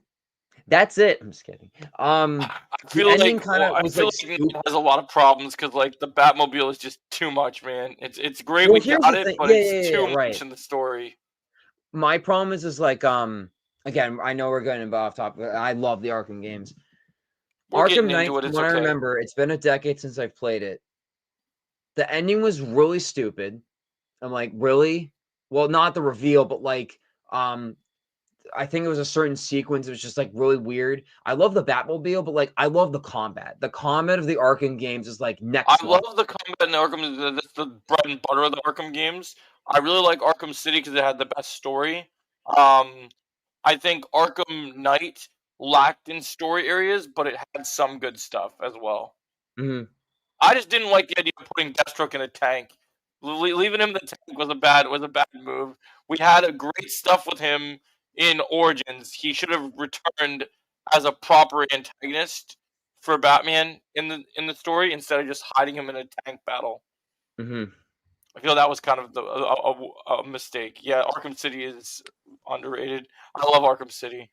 I was But I thinking like Origins. I'm glad that you brought up Origins because Origins has some really great stuff, like the Black Mask fake out, to Deathstroke, to the League of Assassins bonus missions. I think that was cool. I don't think I've played those. They're pretty It's been a cool. long time. Oh yeah, that's another thing. Why don't they put friggin' Arkham Origins on Switch? They have the trilogy, not Origins, and Origins is It's kind actually of weird they haven't fun. added that. Yeah, I So agree. good. Huh? It's weird they haven't added that because the Switch has that special version of it where you get the electric like gloves or whatever. Well, that was the Wii U, I think. Oh, would they not add it to the Switch? I don't know if I've been meaning to get those for a long time, but I honestly don't know. Yeah, I'm excited about the new Batman, Chris. It looks good. Right. Anyway. So Brandon answered your thing about the Kingdom Hearts battle can possess you if you're and one weakness is light and Sarah. Interesting. Speaking of Kingdom Hearts, I was just gonna mention maybe since there's like there's also a very, I think like a slow rise of popularity of taking video games and turning them into movies or TV shows. Yep. So I think like a Kingdom Hearts anime could work. That'd be sick. I'd be down for it. I'm surprised that like there's a lot of things I'm surprised hasn't happened yet. I feel like for me personally, I'd love a Xenoblade or Fire Emblem anime because like Fire That'd be Emblem, cool. I love those characters in Smash. I'm terrible at strategy games. I want to play more of them. Speaking of It'd be really you as a cool, but, like, voice actor, David is playing Kingdom Hearts for first time on Twitch. He was at Nostalgia Con in Houston, Texas. Interesting. oh, cool, nice. Yeah, I am Nice. surprised that they're Cool. having animes for like things that you would expect, like Kingdom Hearts, and I would love to watch a Fire Emblem. I couldn't I never played the games, but like I've always kind of like watched some videos on them, and like I understand the plot to a certain degree, but I think it would just like I think with anime or just adaptations in general, TV shows and movies, it can also it can get more people to be more interested in actually playing the games themselves. Because I think people have this concern, while it's valid to a certain extent, I believe people have this concern that the video games are going to be less popular than their adaptations, which I just don't think that's true. If anything, Right. it's Yeah. going to gain them more popularity and more players to get into them. Yeah, I'm keeping an eye out, Chris. Yeah, so I hate to be that person. I gotta get going. I gotta work on my panel coming up. If y'all want, No worries, man. It's great to have you here. You know you're Yeah, welcome thanks, Joe. anytime, That was fun. Aqua Twist. Yeah, if y'all want to stay up to date with what I'm doing, I'm on Blue Sky and YouTube, Discord, just Aqua What Twist. kind of panel are you getting ready for? Mario versus Sonic. It's gonna be a banger. We're making the presentation right now. I'm very excited for it. Well, I can't wait, sounds man. That awesome. sounds like you got some cool stuff going on. Thank you. All right. Well, All take right, care. bye. Do you mind if I just link my channel in the description real quick? Go ahead, boss. All right. Cool. Thanks. All right. I gotta No run. worries, man. Thank you. Yeah, thanks for Take coming. care, Aqua Twist. You too. I'll be down for Kingdom Hearts anime. Jake says, yeah, man. I think it'd be cool. It was great hearing from you, Aqua Twist, about anime and Kingdom Hearts. Oh, you're gonna do it, Retrohead? Cool. Hop in. Yeah, he says he's gonna try and promote him. Yeah, that's cool. He's working on some good stuff. I like talking to Aqua Twist. I knew we weren't gonna get Luke tonight because Luke said that he won when it comes to anime. He's not a very big fan of anime. Mm-hmm. And two, he's got a date tonight, I see. so he was gonna be unavailable. I might see him online playing a game later, but he told me he for sure couldn't make the show. Oh, that's chill. So Jake brought up, since we're on the topic of anime kind of related things, Mm-hmm. Jake brought up earlier after the stream asking if we're gonna hop on Rivals, and I'm definitely coming to Rivals after this stream. Yeah. That'd be something kind of cool since A they have Marvel kind of the Rivals Japanese anime? build. Wonder what a Marvel Rivals anime type thing would look like. It would be cool to see. I would be down. Because then Mhm. it would be more comic accurate. And as long as they don't try to make Do you know what? it Do you know what I saw? Speaking of that, that's kind of cool. That I thought was really funny. That have been. Yeah, we're starting Q&A now, Brandon. Did you see this this video I saw kind of online today, where there's these really cool channels that are taking Marvel Rivals, like their ultimates in the game for characters, and they're doing movie clips of the characters and adding the voice lines to the characters to the characters like for their ultimates. So like there's a scene of Bucky fighting Steven Winter Soldier, Oh, yeah, I know what you're and when talking he about. beats him down, he goes does his little thing and then does his ult, and then he starts beating on Steve, punching him, and he keeps going again. Oh, Retro Lad, I would love an Alien anime. I would like Alien to would have more... be cool in anime. Early in Earth episode 4 is out. Oh, it just came out. Nice. Yeah, it's 8 p.m. Okay. That's true. I'll probably watch it tomorrow night. Y'all watch it. I would be way more They interested. already have a in an wannabe Alien anime. Deathstroke on Fortnite. Really? What do you mean there's a wannabe Deathstroke? Honestly, when it comes to like DC and Marvel anime adaptations, even though we kind of did get that Suicide Squad one, like I said earlier, I think the best move would to use more obscure characters and like have it be like a bad guy anime show, but not Suicide Squad. I'd like to slightly see that. different. Condiment King. Let's do it, man. I'm down for Condiment King. I pinned it, Chris. No, I don't. Wait, why is that pinned? Let me remove that off the thing. Why is Chris's do it comment on there? Let's remove that. I starred this one. There you go. You got it. Yeah, I wanted to make sure it was there. No, yeah, really? How's there a wannabe Deathstroke on Fortnite Underground? That's news to me, bro. What is this wannabe Deathstroke I'm hearing about? A Deathstroke anime. Yeah, we're gonna open Q&A. We're gonna open Q&A for you guys now. Remember that skin on Blitz Royal, where when you said, "Look at this wannabe Deathstroke." Oh yeah, I remember I said that. Let's see. Grey Jedi Joey and Kenna Bonsai. How are you both doing? We're doing good, Melissa. I'm doing good, Melissa. Not That's an anime, funny. but I'm excited for the Who new are you gonna work on Starfire Rivals show. tonight, Kenna? Hmm? Who are you gonna work on Rivals tonight? I don't know. Probably Bucky or Invisible Woman. Yeah. Depends. How are you doing, Melissa? Speaking of Kingdom Hearts, which Disney worlds from Disney would you want to see appear in Kingdom Hearts 4? I want to go Star Wars, baby. Let's do it. Let's go for it. Give me a lightsaber. I'm ready for it. Yeah, I love the episode, Chris. Bring me some Star Wars worlds. Maybe tip my toes into a little bit of Marvel. I wouldn't mind doing a little bit of fun stuff. Why not? Let's go where the sky's limits, man. Let's have some fun.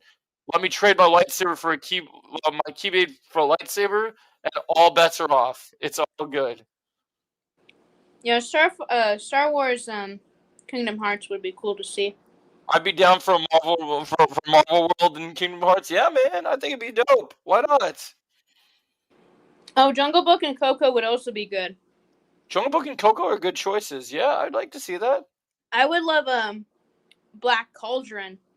Ooh, I love that. I doubt we'll ever see anything represented in that movie ever again. Yeah, but I still like to think. Oh my God, the Great Mouse Detective. I would love to see that. That'd be cool. I like the Great Mouse Detective.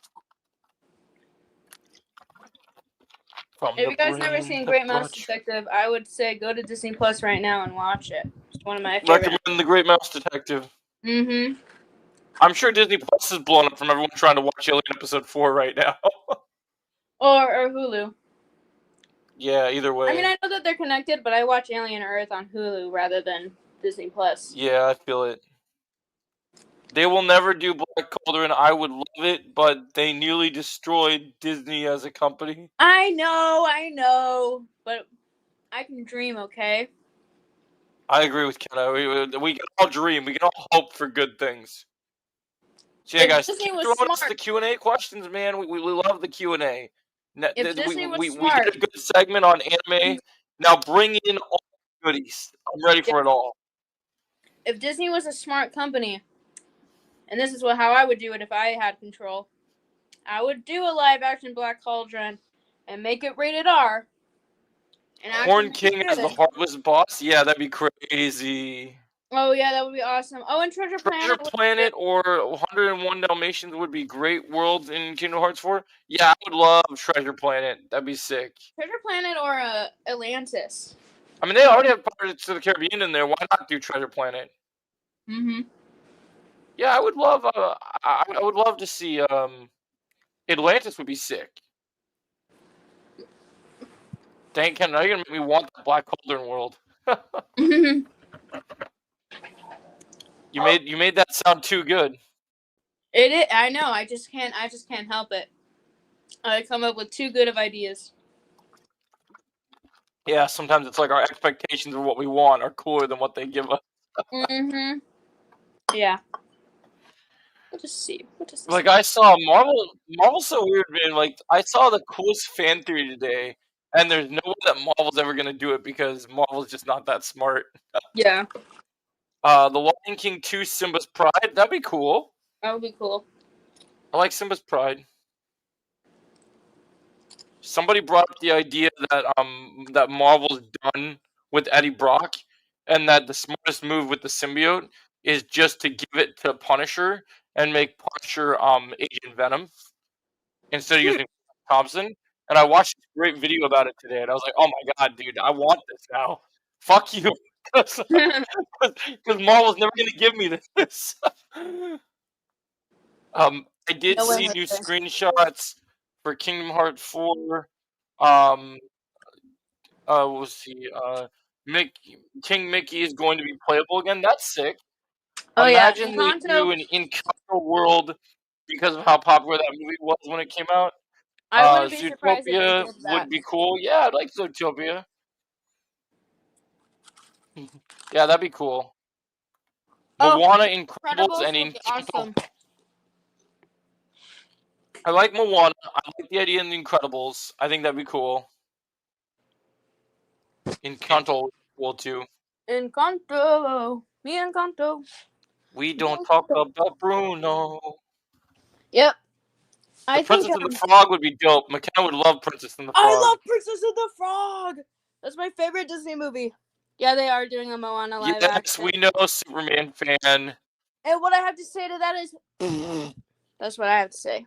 Yeah, fart noise. Thumbs down. Yes, they're making Incredibles 3 Underground. That's been confirmed. Maybe we should do a Disney episode if you guys are down for that. A Legion Disney episode? Yeah. We Maybe. could do a Legion Disney episode. We could dive deep into the Disney films. Mm-hmm. Have good conversations about the worst and best Disney films. Mm-hmm. That'd be fun. I'd be down. We could do that next episode if we wanted to. I don't have a plan for the next episode yet, so. we Oh, could plan that. Gargoyles, Melissa? That would be good. I would love Gargoyle. That'd be sick. I would love if they... This was like my biggest disappointment about the Lightyear movie. Is that they didn't connect Disney it to the Rewind episode 3? Oh yeah, Disney Rewind. Yeah, we haven't done a new episode of that. We could do that. The biggest disappointment one of the biggest disappointments for me about Lightyear is that they didn't make any connection to the Buzz Lightyear TV show. And I think that would have been like a better movie if they Where's Booster and XR? Yeah, it would have Or been. even I'm Mira. also upset. I'm also upset that the Buzz Lightyear TV show is not on Netflix. Oh my Why God, they- Darkwing Duck. Not even Disney Plus, right? Not on Disney Plus. Sorry, I just said Netflix. Why did I they meant not put it Disney on Disney Plus? That show's amazing. I don't know. Darkwing Cameos Duck, from though? I would love Darkwing Duck. Russell and Doug from Up in Twilight Tower would be cool in Kingdom Hearts 4. I would love a Robin Hood Disney World. Yeah, Yeah, that'd me be too. sick. Fox and the Hound. From when we left off with Disney films, I think we were doing Bambi next for episode 3, if I remember correctly, for Disney Rewind. I think we're on Bambi in our rewatch. You used to do watch parties. Yep, we left off. We did Snow White, And And then then- that release and then we did another film. We did Snow White, and there was another movie we watched. Pinocchio. Yes, it was Pinocchio. So we've done 2 episodes so far. So next we'd be doing Bambi. Mm. I think there's been plans. There's been plans for getting a live action Gargoyles movie. I'd be down for it. Darkwing Duck, that's a show right there. That and DuckTales. Oh, those are 2 of my favorites. I think I've been saying this forever. I think Darkwing Duck deserves an X-Men 97. For the revival. Yeah.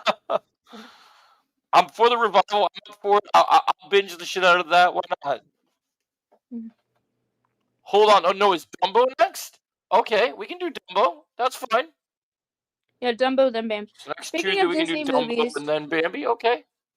Speaking of Disney movies, thoughts on Snoop Dogg saying he didn't like Lightyear with his grandson is? I did not know about that at all. I heard about that actually. That was recently. He was not happy about the gay kiss. Oh, whatever. I'm sorry. The gay kiss is the least of my concerns about that movie. Okay? People just don't like it. They I just just think it's have a so problem dumb with because it. it's not. Because it was there for it was there for 5 seconds. It ruined so many people's viewing experiences. Apparently, it was such a bad thing.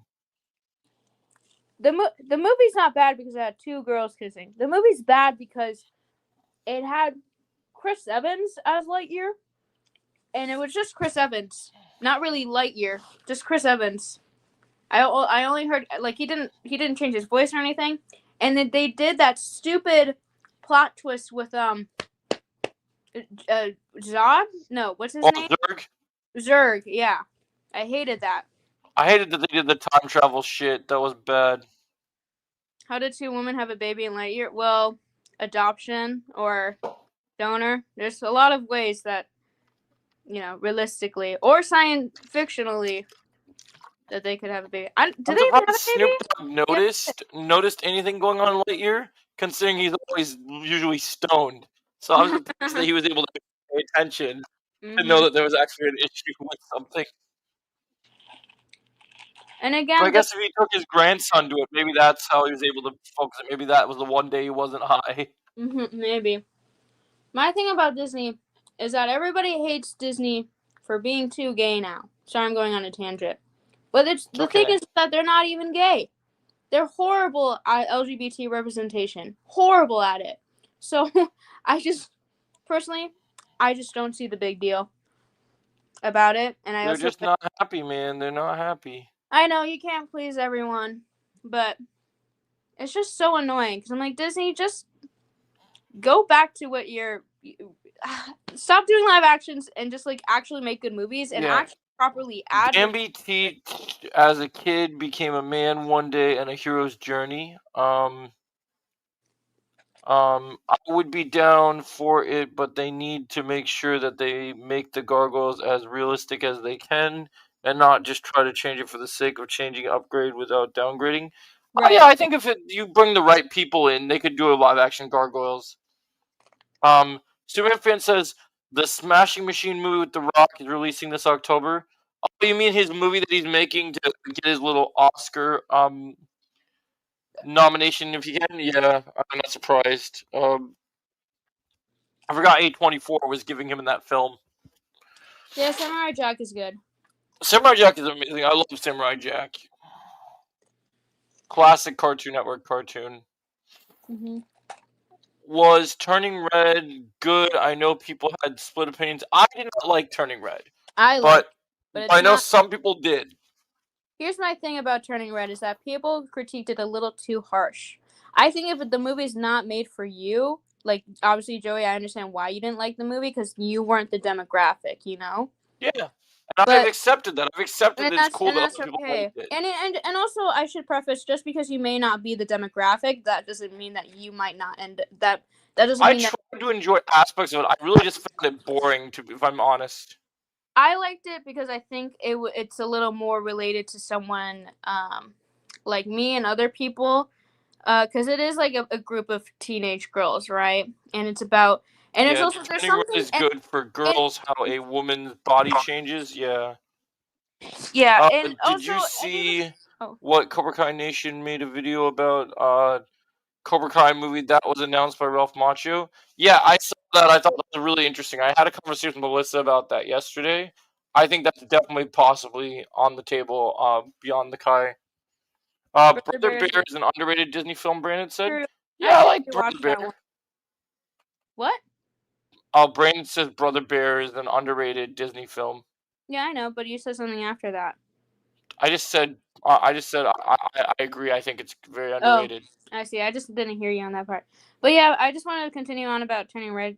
I had one little point to make is that usually my thing is that sometimes I still enjoy movies even if I'm not the demographic because yes, Turning Red is teenage girls and it's an allegory or a metaphor for puberty, but it's also very heavily into if I remember correctly, Korean? Is it Korean? It's some I think so. Culture. It's some Asian culture. And even though obviously I'm not Asian and I don't it just didn't work for me, but I know other people really liked it. Yeah, and that's okay, but my thing is even though I couldn't relate to those aspects, I still appreciate it and I still felt some kind of emotion towards it. But again, people are different and they like different things. Yeah, that's what I always tell people, cinema is and movies in general, TV shows, everything is very what's the word? Selective. Mhm. Some people like things, other people don't like things. There's a bunch of people that love weapons, and I'm going to be probably in the minority as someone who doesn't really think that much about it, and that's okay. I like weapons, but it's not my favorite. Theory, I think Wolf recruits Connor to join the Iron Dragons to replace Axel, and Daniel and Johnny bring in Li Fong. Yeah, that could happen. That would make for a good movie. I'd be interested in that. Yeah, I figured the Cobra Kai questions be coming the moment that movie announcement happened. It's what happens anytime there's the Cobra Kai news. They gotta bring in the Cobra Kai news. Yeah, I think that's interesting. That would be cool. It's interesting they're teasing potential more movies after Legends. I'm really surprised after because the movie didn't do well. Yeah. Yeah. Well, I feel like it's just one of those things where like the IP is still beloved to people, so they want to see more projects from it. If it involves characters we actually like instead of just the Kung Fu Kid, I think more people will be more. If you get the same writers from Cobra Kai, then it's more reasonable to expect good things to happen with it. Yeah. Because they had a popular 6-season show that people liked, so if they write this thing instead of Sony making a cash grab again, I think people will like it. Speaking of of good or bad movies, have you seen War of the Worlds from Amazon with Ice Cube? No, I haven't watched it yet. No, but I keep seeing memes of it, and I think that counts as one me of Ice seeing Cube's a movie. worst acting performances. If you see a meme of a movie, I think that counts as watching the full thing. It's not Yeah, I heard that there's just a lot of him staring at the screen all movie and like just being really dumb. I don't get the appeal of the plot. You're just watching okay, I don't know. It's just not an entertaining idea to me. Good show, you don't want to see it. Sometimes I like watching bad movies. Maybe if it had Cecile in it, it would be better. I mean, I still gotta commit to watching the Snow White movie. I haven't done that yet. Oh yeah. The sad thing about the Snow White live action is that I think Rachel's good. It's just everything around her is awful. Right. I know Underground hated it. Oh, you hated the War of the Worlds Underground? Yeah. I think most people hated it. There's something else that I forgot. No, it's too bad. No, yeah, I believe that most people hate it, and they're justified in that. I remember what I was gonna say. With the Cobra Kai, I still have Peyton List as my top choice for Artemis for DC. I think that would be awesome if she gets it. I still have Tanner Buchanan, who plays Robbie, as my number one choice for Jason Todd.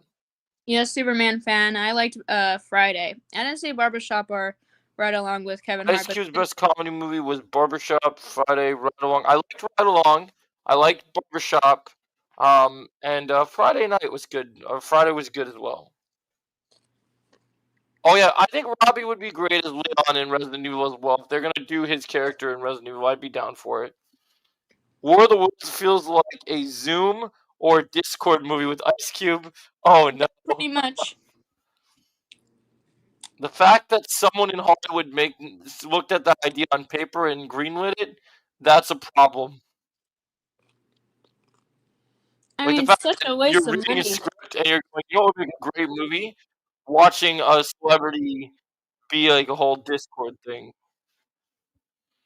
I also have a theory that when they bring all 4 teams back, Miguel, Sam, Robbie, and Tori, see them each forming their own karate under different names, and maybe even throwing some Taekwondo in there. Oh, that'd be awesome. You guys should see Boys in the Hood. Ice Cube's in that one. We got leaked pictures of Harry Potter King's Cross Station. Yeah, I saw those. I think that's pretty cool. Jenny, Ron, etc. Yeah, they're working on that show for sure. It's getting interesting. No Snape pictures yet, surprisingly. We probably haven't filmed all the scenes at the school yet. Or they're just going to completely recast that dude, and we're going to get a new casting announcement soon. I don't think they're gonna recast him. I think that would be foolish if they just recasted him midway. J.K. Rowling wants him gone. Why? Girl, okay. I can't stand J.K. Rowling. You have control.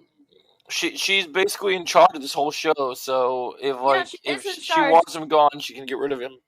Okay, then why did she pick him in the first place? She didn't pick him. Warner Brothers and the people working on the show did. My thing is that I don't like J.K. Rowling at all. At all, I don't like her. So, I'm like, okay, girl. Clothing for the characters makes me happy since it's sent in 1991. That's good. I heard this movie was made in the COVID days. That's why they couldn't get multiple people on the same location. Oh, are you talking about the Ice Cube movie? War of the Worlds? I heard from general audiences that Tom Cruise's War of the Worlds is better than the new one. Probably. Yeah. Even though I know McKenna doesn't like Tom Cruise, but... Nope, I don't like Tom Cruise, but I believe that his version is probably better. I wouldn't be surprised by the COVID thing, Jake. That makes sense. Yeah, War of the Worlds. Yeah, I could see that. Brandon, what were you saying about your question about Katie Sackhoff from the Mando? Oh, I know what he's talking about, actually. James Gunn might bring back Robbie. Yeah, I think that's possible. I think we could see her return as Harley. Yeah, I would love for her to return as Harley. Did he make a new statement about it, Chris? Scream 4 parody of War of the Worlds with Tom Cruise. But that'd be funny. I know what Brandon was talking about with the actress who plays Bo-Katan, right? Yeah. Bo-Katan. So basically, I read her like interview on like Facebook, and basically she just kept saying like how she didn't feel that she felt insecure playing the live action Bo-Katan and Mando for some reason. Like she didn't feel confident in her acting, and she felt like for some reason she just had like a lot of pressure on her. She just she's saying that she really specifically didn't like Mando season 3, which a lot of us agree that wasn't good. Yeah, she said that she didn't like her character in Mando, and yeah. Well, they did take away her entire storyline from what she was supposed to get at the end of season 2. You know what I'm pissed most about Mando season 3, specifically with Bo-Katan, is that they go back to Mandalore. They're talking about, you know, the Mandalorian cultural discourse of whether you keep your helmet on or off, you know, whatever. And especially in Obi-Wan Kenobi show, not once did they mention Satine, the Duchess of Mandalore. I feel like that's a pretty important character to mention in a Mandalorian show and Obi-Wan, since that was like his kind of secret girlfriend, you know, like his Padme in a sense. But they don't do it. No worries. Sounds good, Chris. All right, see you, Chris. Melissa says this was terrific. I wish I could stay longer, but I actually have to go now. I'll talk to you both tomorrow on Instagram when you are able to. That's all right. We've got 10 people watching us right now. We're having good topics. Yeah. All right. See you, Melissa. See you, Richard Lad. But yeah, I'm like, how do you not especially Dave Filoni, who is, you know, a part on, I don't know his role on the Obi-Wan show. Fuck Filoni. I don't know what his role was. Filoni and Feige have the same blood in their hands. I don't care what anyone else says. I don't know what his position was on the Obi-Wan show, but for someone who worked on the Clone Wars animated show and the Mandalorian show, you would think he would bring up Satine. And I just feel like she's a very underrated Star Wars character. Well, here's the way I agree with that. Here's the way I feel about it. If Filoni was going to speak up and do anything about his character, he shouldn't allow them to recast his Grand Inquisitor. Because Jason Isaac was right there.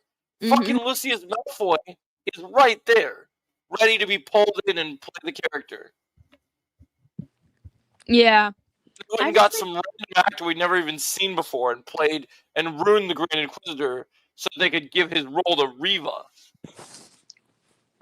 I mean, and also here's another thing. Speaking of like live action, I also think Star Wars needs to stop with the live actions and go back to like the animated stuff.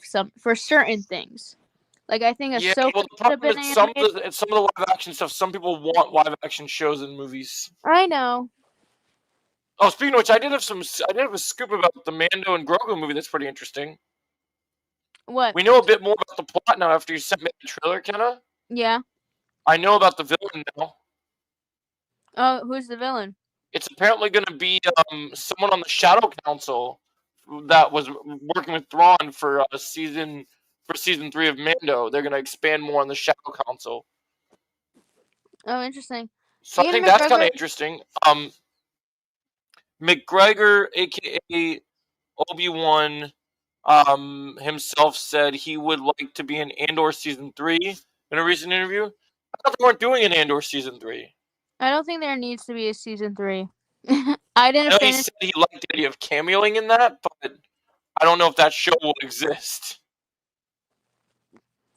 Oh, I mean, it's not a bad Eli show, said something. though, but I'm just kind of tired. I'm just fatigued. I just need a refresh, a break. Right now, I'm only interested in the games right now. Right now, I'm just playing Fallen Order. When it comes to the TV shows and movies, I Put need myself in audio mode real quick. I'm looking at something real quick, so I gotta go in audio mode for a second, but I'll still be here. Mhm. Season 2 is confirmed to be the final season. Yeah, I feel like that's accurate. I'm reading something real quick. I saw something we shared in our Instagram chat. What we got here?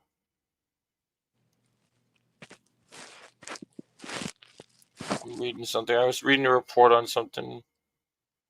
Hey everyone, join our anime podcast with Eli. Okay, what did Eli say? Mm-hmm.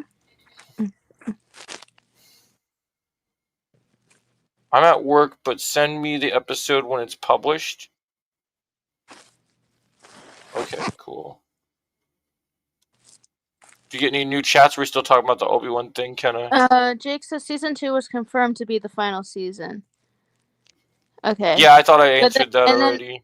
And then Brandon said, Andor season 2 has a good ending that lines up with Rogue One if you watch the final episodes. Yeah, I know. Superman fan said, did you hear that Born Again season 3 might be the final season? So let me answer that. So I don't think that's true because Charlie was misquoted. At first, it was said that he was saying that at season 2, but Vincent D'Onofrio seems to think that they're going to do more than 2 seasons and also more than 3 seasons. Because I heard Daredevil, Marvel, and Disney really want a show that coherently can keep going instead of just 2 seasons. They want a show that's going to be, I think they said, not weekly, but like obviously weekly, but also be yearly in a way, right? And so I think you could maybe get there's enough story material that I could see Daredevil getting like 6 seasons if they wanted to tell different stories from the comics. Mm-hmm. And Beyond it's the a big enough character. I think you can get away with it. Yeah. I think I would love that personally. Andor season 2 is a good ending that lines up with Rogue One. If you watch the final episodes, I need to still do that. Yeah, I already read those out. I think Padme's book trilogy needs to be more live action, not in book form. Oh, interesting. Yes. I agree because I'd like to see that. There's some cool characters in her book trilogy. My thing is like Padme, despite her also being a very important character in the Star Wars lore, I also find her to be underrated at the same time. So I would love more Padme. Natalie Portman comes back for more projects? Yeah, maybe. I wouldn't mind it. I like Natalie Portman. I'd rather see her return as Padme than see her return as Mighty Thor. Not because I don't like her as Mighty Thor, just because of what Taika Waititi ruined her story. Yeah, the movie wasn't good. Love and Thunder wasn't good. Love and Trash is not good. Mm-hmm. Yeah, no, I like that. I'm trying to think. I need to get myself another drink real quick, and then I'll be back. But I'm loving these conversations we're having. I'm really loving the different topic variety that we're getting from these Q&A. I think we'll run Q&A for a little bit longer. I don't know if D-Man's going to show up, but we'll run a couple more questions, and then I'm really itching to get some rivals in. Okay. If you guys are ready for that, that is. You're gonna live stream some rivals? Yeah. All right. I'm home. I Yeah. need to get my judge, jury, and executioner on, baby. Come on. I literally saw this thing when I saw this meme where it's Punisher in the season, I think it's the season 2 finale, where he enters the alley and it just John Bernthal getting ready to spray down the criminals, and you just hear judge, jury, executioner, and he just starts going crazy. Yeah. So Jason, since I I'll be think right back. you're going right back. Okay. Continue in a minute. All right. Well, since this episode is ending soon, Joey will still be live streaming Marvel Rivals, so you can all just transfer over there, and we can continue some more of the Q&A questions there as well.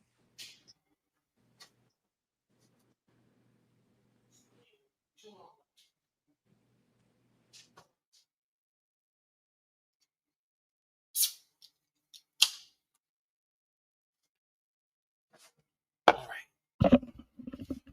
I've returned. What did I miss? Nothing much. I just told them Yeah, so that. we'll take a few more questions, guys. I just said that soon this podcast episode will be ending soon, and that you'll be live streaming Marvel Rivals, and they could just jump over. We can do more Q&A, because I love my Q&A when I get my rivals on. Yeah, more. Yeah, I just said you can jump over with the Q&A questions still. Yeah, absolutely. My trigger finger's been itching. I've been away from my rivals for far too long. You'll have to try out. Well, obviously you said that you'll be playing Punisher, but you'll get to see your new animated Venom nameplate. Oh, I'll be playing multiple different characters. I'm glad you got that nameplate for me. Yeah, I'll be playing multiple different characters. I said the Punisher thing because I've been on a Punisher grind lately because of this new theory that I'm hearing that I really like. I really hope they do this, man. I love this idea of Punisher getting the symbiote and carrying Punisher over into being Agent Venom instead of going and getting a version of Flash Thompson. Mm-hmm. Because honestly, in the Homecoming trilogy, I'm sorry to be this guy, but our Flash Thompson in the MCU is fucking ass. Like I'm sorry. He's I don't just want to not be that written guy, right. but he is terrible. This December, I'm getting a regular PS5 so I can play Rivals. Awesome Superman fan. I can't wait to play with you, Superman yeah, fan. you just gotta buy the PS5, and then Marvel Rivals is free to download. Obviously, there's in-game purchases, but it's a lot of fun still. But you know what else was really cool that I was talking to some people about today, Kenna? What? I didn't realize something else that they could also toy with is the fact that we've been talking about that Rhodey still has possession of the War Machine suit, right? Mm-hmm. But look at this really important fact I found out with Endgame. The last time we saw Rhodey in the MCU actually in an Iron Man suit, he was wearing a suit called the Iron Patriot Mark II. Mm-hmm. So Rhodey's not War Machine anymore. He's he's just Iron Patriot now. Oh yeah. So that means the War Machine mantle is still available. So we might get our judge, jury, executioner flying around with machine guns after all. Honestly, that I wouldn't mind. I know that people had. He'd be a better War Machine anyway. He's literally a War Machine. He's the Punisher. Yeah, I know that people were like hesitant of because Hulk being in Spider-Man Brand New Day of like if Punisher had to put on like the Hulk Buster or whatever, but War Machine is much more fitting. So I'm down with that. Yeah, I want to see his movie. I didn't know he had a new one coming out, Jake. I forgot that Vincent D'Onofrio had a new movie coming out. You said it comes out this week, Caught Stealing? Yeah, we'll have to talk about that. Yeah, you'll be Punisher and I can be Bucky. We can both be gunslingers. Oh, that's who we're going to grind tonight in our gunslinger DPSs? Mm-hmm. Yeah, I love it, man. I love me some Punisher. Yeah, I just love it. I love my Born Again Punisher skin. I love the Punisher. Punisher's awesome. I mean, I'm gonna be honest. I mean, Charlie Cox's Daredevil is really great, but Daredevil Born Again, I think Frank Castle and Kingpin really stole the spotlight from. Yeah, they definitely were Daredevil. stealing it from Charlie. I don't disagree with that because every time they were on screen, like I still love the scene in episode 4 when he was when Punisher was giving his speech to Matt. I just thought that stuff was great. Yeah, I just John thought, Bernthal just really brings that raw emotion. I think Charlie Cox is a great actor when he gets to interact with either of those characters, but when it's just like solo scenes, I think they take the cake. Yeah, I agree. Like I love the scene. I love that whole bit when Punisher goes after the anti-vigilante task force. Like, there's something to me about the gritty realism of him, like, doing, like, actual, like, striking techniques, like, knees and, like, things you would do in actual realistic combat. And then having guns and knives and machetes and, like, throwing axes and just, like, getting in there and in that grittier realism world. And even staring these copycats in the face, and they're like, "Oh, you should join us. We idolize you, Frank."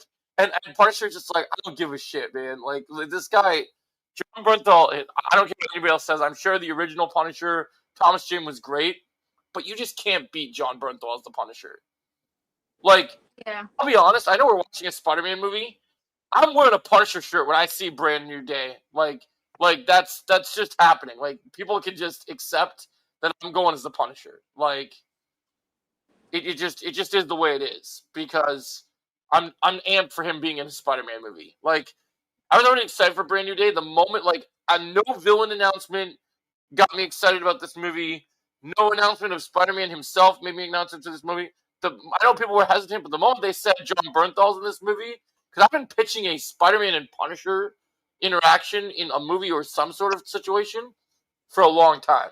So once it was greenlit, I'm like, yeah, that's a done deal for me. I need this. I need my Spidey and my Frank Castle. I need to see it. Yeah. So I'm down for it. I think it's great. So yeah. So you think this movie's called Caught Stealing, Jake? I feel like that title is familiar, but I don't remember if I saw a trailer for it or when. So Vincent D'Onofrio's in it, and then who else is in it? It's also got Austin Butler, Zoe Kravitz, Matt Smith, and Bad Bunny in it? Really? Interesting. Let me look this up. I had my phone here somewhere. Alright, so let's see. Caught Stealing. You said it comes out this week? That's what he I said. must have only seen one trailer for it. Oh, well, that means I can just go into it blind, though, so that's not a problem.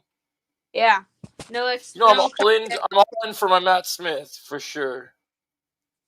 Oh yeah, Matt Smith. It would be. I see it now. I'm looking at it right now. It opens August 29th. Details: Caught Stealing. Zoe Kravitz, Austin Butler, Matt Smith. Holy shit! Liev Schreiber, who plays fucking what's his name? Sabretooth from X-Men Origins Wolverine.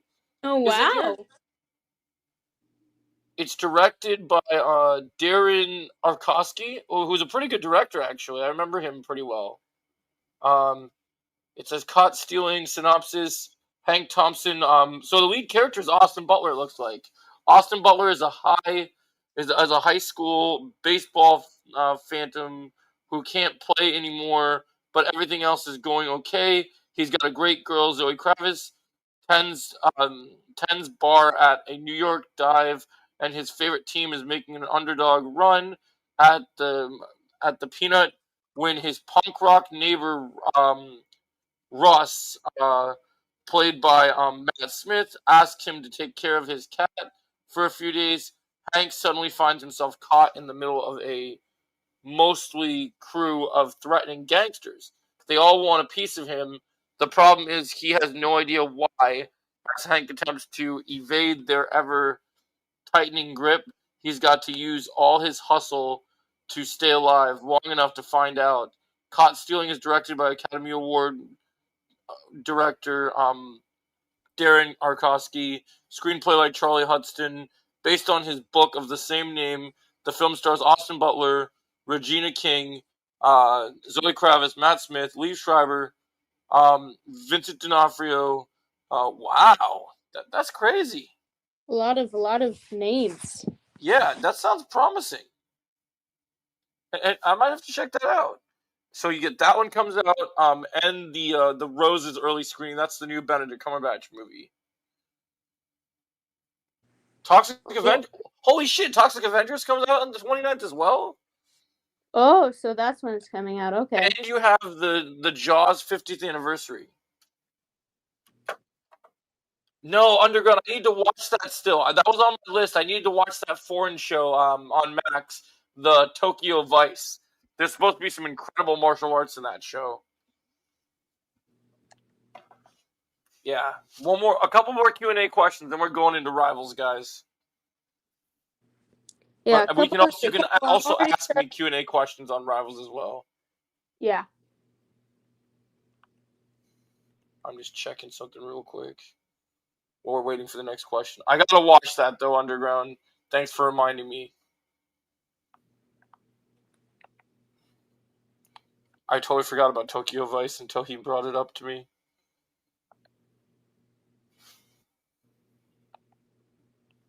Tokyo Vice, man, that's wild.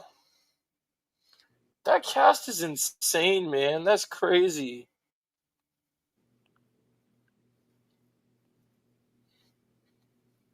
What do you think about that?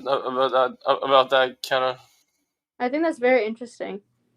It's a pretty big wake for movies. Mm-hmm. Kind of crazy.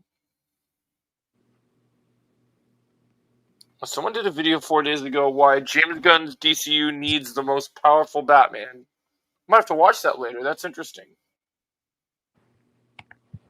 I can't say I disagree. Yeah, Tokyo Vice, I gotta watch that shit. I forgot how good that is.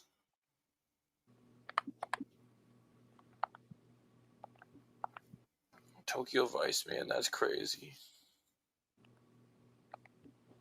I'm on my Walking Dead channel. I have so much to talk about. Heck yeah, man.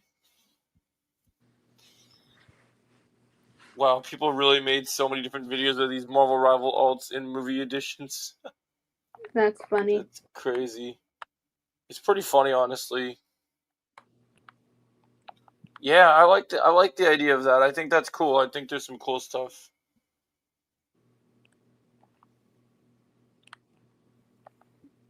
That's really cool. Yeah. You gotta get a next gen's console, Underground, so you can join us, man. We gotta get you some Rivals, boss. Some Rivals. Yeah, I'm amped for Rivals.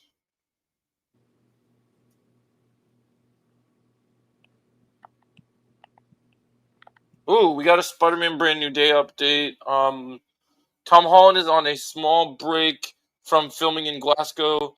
His stunt doubles are currently filming scenes fighting the Scorpion and others currently unknown villains. Out of all confirmed characters, Punisher has the biggest role. Ooh, that gets me amped. So in a Spider-Man movie, Punisher has the biggest role of the confirmed characters. Oh, interesting. Fortnite is Marvel Rivals. That's funny. Fortnite is pretty dope. I don't know if Fortnite can compete with Marvel Rivals, bro. Like, Fortnite got its own good stuff going on. I mean, they got the Power Rangers in there. That's pretty cool. But, like, when it comes to, like, the consistency that Marvel Rivals is delivering, I don't know if you can compete. I just prefer the look of Marvel Rivals over Fortnite, personally. It looks beautiful, yeah. The skins are better. Everything about it is... And the fact that there's more moves in the game and actual validity instead of just like typical guns shooting people. Mm-hmm. Oh, Marvel Rivals announcement. Announcement for next season 4 announcement is announced next week with a picture of Daredevil and Angela. Oh, yeah. Daredevil and Angela is the next hero. Oh, who joined us? Who is what pissed me off? Who is this person? I think Gigi and John are joining. Oh, let's see. Let's see who this is. Hello, what's going on? Can you hear me? Yeah, I hear you good. Hey, how's everything? It's going good, man. How are you doing? I'm doing pretty well. Yeah, What is sick, this man. podcast about? Like, how are you guys doing? Like, what are you guys like Yeah, talking about? we just been chatting, man. Usually for every Tuesday is our schedule of podcasts, and we usually pick a specific theme. Like Yeah, so we did today- anime in the beginning of the show. Now we're in Q&A where we're just answering any questions right now. yeah. So like the last couple of episodes, Oh, they were good. like, superhero focus. And the last episode was horror. And today was anime. And usually we just pick those specific topics for a while, but near the end we always do an open Q&A where we can literally talk about anything that's even unrelated to said main topic. Oh dang, anything can be talked about? we're getting Deadpool leaked audio files in Marvel Rivals kinda. Oh, interesting. Nearly 3 minutes of voice lines have been found. Oh, cool. I'm still curious about those Rogue and Gambit voice lines. Hey, what do you guys think about the Batman Part 2 coming out? I'm We're excited. pretty hyped. Who's going to be the villain? I personally would really love Professor Pig and the Scarecrow, but I really think it could be anyone. I think I think we'll probably get I think we're probably gonna get Hush. Hush is my money's on Hush right now. Oh, you think we're gonna do? I heard it was going to be Clayface. Clayface his isn't own going to be movie. in the Matt Reeves universe because Clayface is getting his own film in the DCU. I think that's kind of stupid to start off a Clayface movie Well, without Clayface having is them going to even get in a his Batman movie. own thing, and then that's how they're going to drive in the Batman stuff. Because Clayface is Mhm. much better done in a fantastical environment. So Matt Reeves wants to stick more to the gritty crime saga stuff. So you're going to deal with more like gang villains, more serial killers, that sort of stuff to expect. Right.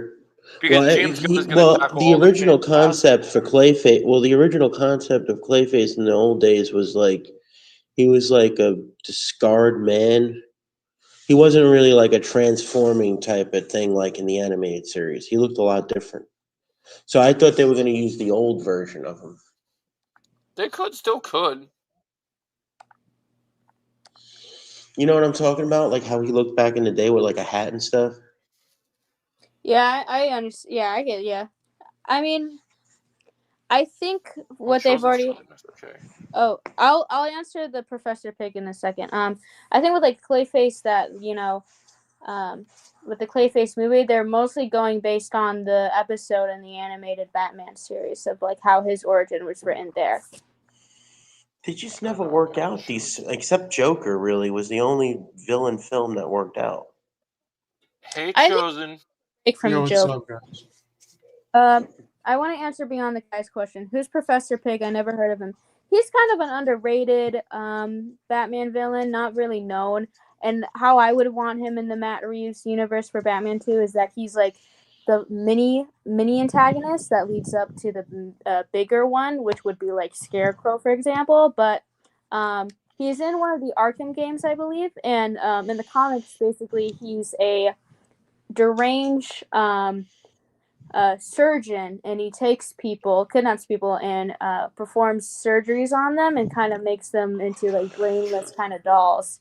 And he has Professor Pig. He has a pig mask on, and one of his quirky traits is that he sings Italian opera a lot while he's performing these surgeries. So I think like a dark, gritty, serial kind of killer like that would work within Matt Reeves' universe. That would be pretty cool. Add Chosen as being annoying. I actually wouldn't mind that. Mm-hmm. And also, I think like again some new fresh face that's not the Joker, because I love the Joker, and obviously we will see him eventually in the new, Batman universe. But I do think we need to take a break from Yeah, using. he's got a lot of movies. Like he's got 2 movies by himself. He was in Dark Knight. He's in The Batman. He's in, like we need a little bit of a break from him. Mm-hmm. Trying to fix this stuff real quick. What did you guys think of the new Superman movie? I really liked it. We loved it. I loved it. Yeah, I really love it because Trying to it's fix just this. it's such a refreshing, movie. Like it's even though it follows like a very kind of simple plot of like, yeah, this is a Superman story.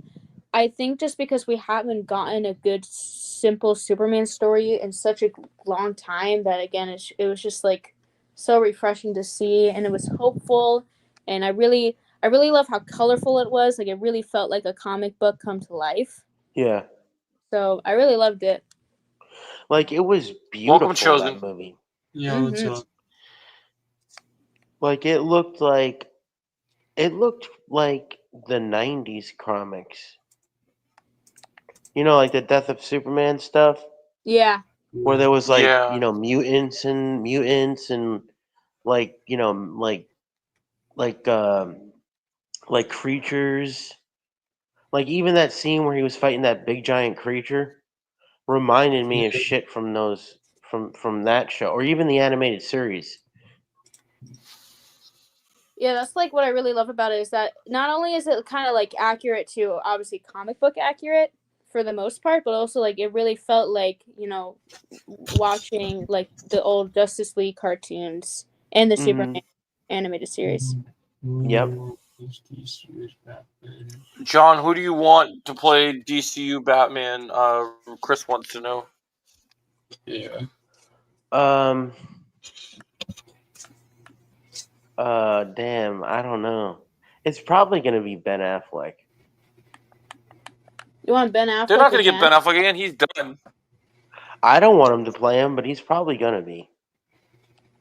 Like, who No, I else are don't they think gonna so. cast? Well, Ben Affleck. Well, They got to get Well, the someone reason- new, bro. The reason why I'm saying this is because they kept John Cena from Peacemaker in that But universe. that's a different situation because here's the thing. James Gunn didn't work with the Snyderverse people, so he got rid of all the Snyderverse stuff.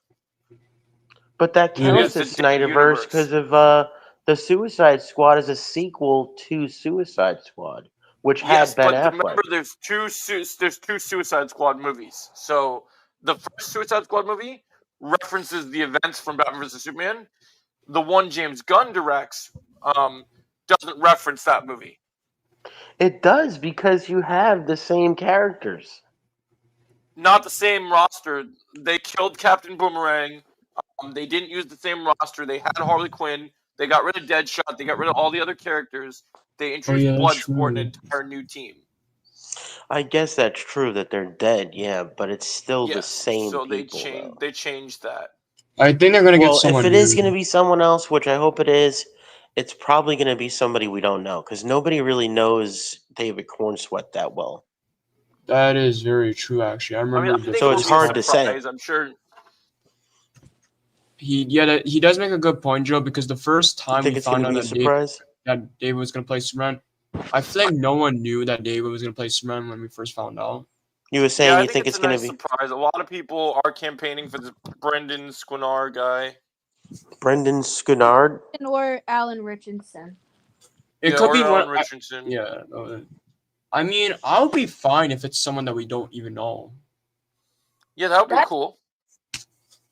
Here, my thing is that we could debate on who should be Batman all day, but like, I'm really at the point of like, I trust James Gunn to pick the right guy. That I'll take anyone he picks.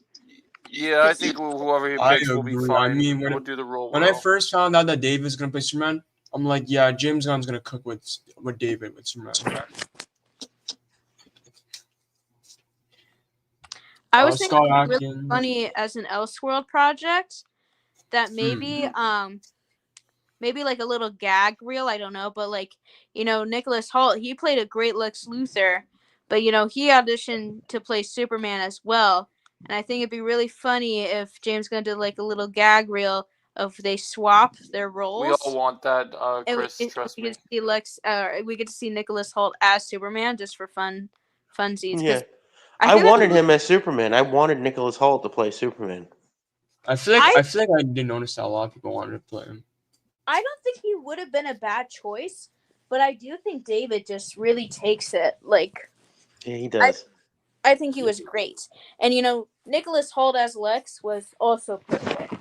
Yeah, he was Yeah, great. yeah, that is. And what's true. crazy, he's in the X-Men movies. He does a great job as Beast too.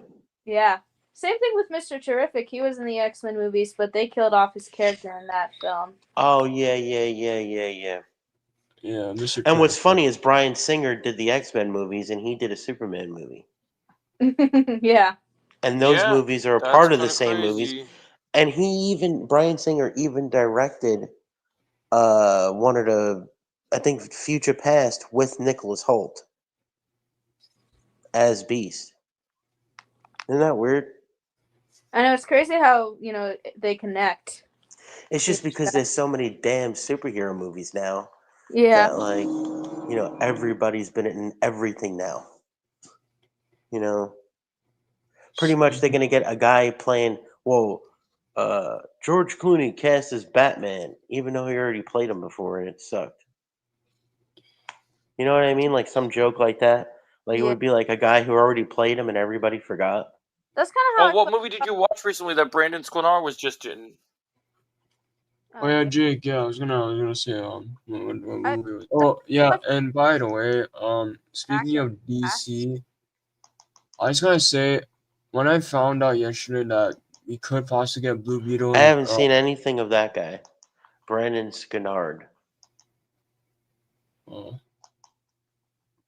It's called Drop. Oh, I think actually my parents watched that. It's like a thriller, right? It's a little scary. My mom told me to watch that movie. I guess maybe I should now. I've heard it was good. I heard he's really good in 1923, Jake. I gotta watch that show. It's on my list. Yeah, but like I think with so many actors that played Batman, I think it's fun once in a while to do callbacks to them. But I really did not like Michael Keaton returning as Batman in The Flash. I thought he looked dumb in the suit, which I don't think it's his fault. That's more of the costume design. But I just didn't like it. But for an Elseworld project, I wouldn't mind Michael Keaton playing Old Man Bruce for like a Batman Beyond kind of situation. That'd be awesome. I heard about Blue Beetle and bro, we might get yes, Blue Beetle bro, and yes. Lex and Peacemaker. Please, bro, I need my boy Sean. The reason why fucking goddamn Batman sucks so bad in Flash is because Flash as a movie, which wasn't horrible, had some of the worst freaking cinematography ever. Whoever directed that, I think Andy Muschietti, who did the It movies, he was the wrong choice to make that movie. Yeah. Oh, what's your thoughts on the Welcome to Derry spinoff show? I'm gonna see it. Yeah. I really like the It movies though. Yeah, I like them too. At first, I was like, oh, why are they making a show? That's dumb. But then I saw the trailer and I'm like, oh, this actually looks good. And it's gonna be Bill Skarsgård back though. Yeah. Because they were like fighting for months and months and months to get him back on the show because they were gonna not have him at all. That's crazy. Mm-hmm. I feel like that's insane to do, to not have him. What about the Crystal Lake series? I'm really looking forward to that. Oh, I didn't know there was a Crystal Lake series coming. Yeah, the chick who played Daphne and Scooby-Doo's playing her mom. Oh, I love her. That's kind of cool. The podcast. Wait, not Daphne, Velma. I'm sorry, it's Velma. I still love her too as well. But yeah, that's awesome. Because my thing is, I said in the horror episode that we did, is that I really like the Friday the 13th series as a slasher, and I feel like slashers and horror are kind of not utilized well and underappreciated.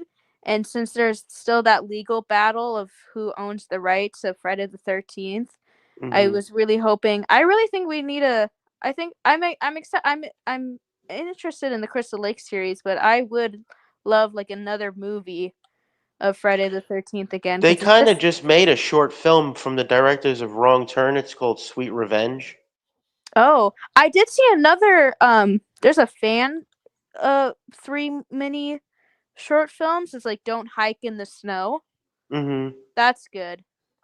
But that's Never for, like, Hike Alone and stuff. yeah, Never Hike Alone. Mm-hmm. Yeah, Yeah, those Welcome are to good. Derry looks good, Jake.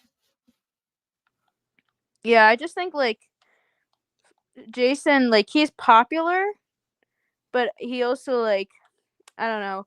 I feel like he's been done dirty. Yeah, because the Platinum Dunes bought the rights and made a remake back in 2009, and the Mhm. movie did really well, but there was legal battles with the old creators who wanted a Mhm. part of the pot of the money. Yeah, I googled it. It's the writer versus the producer Mm-hmm.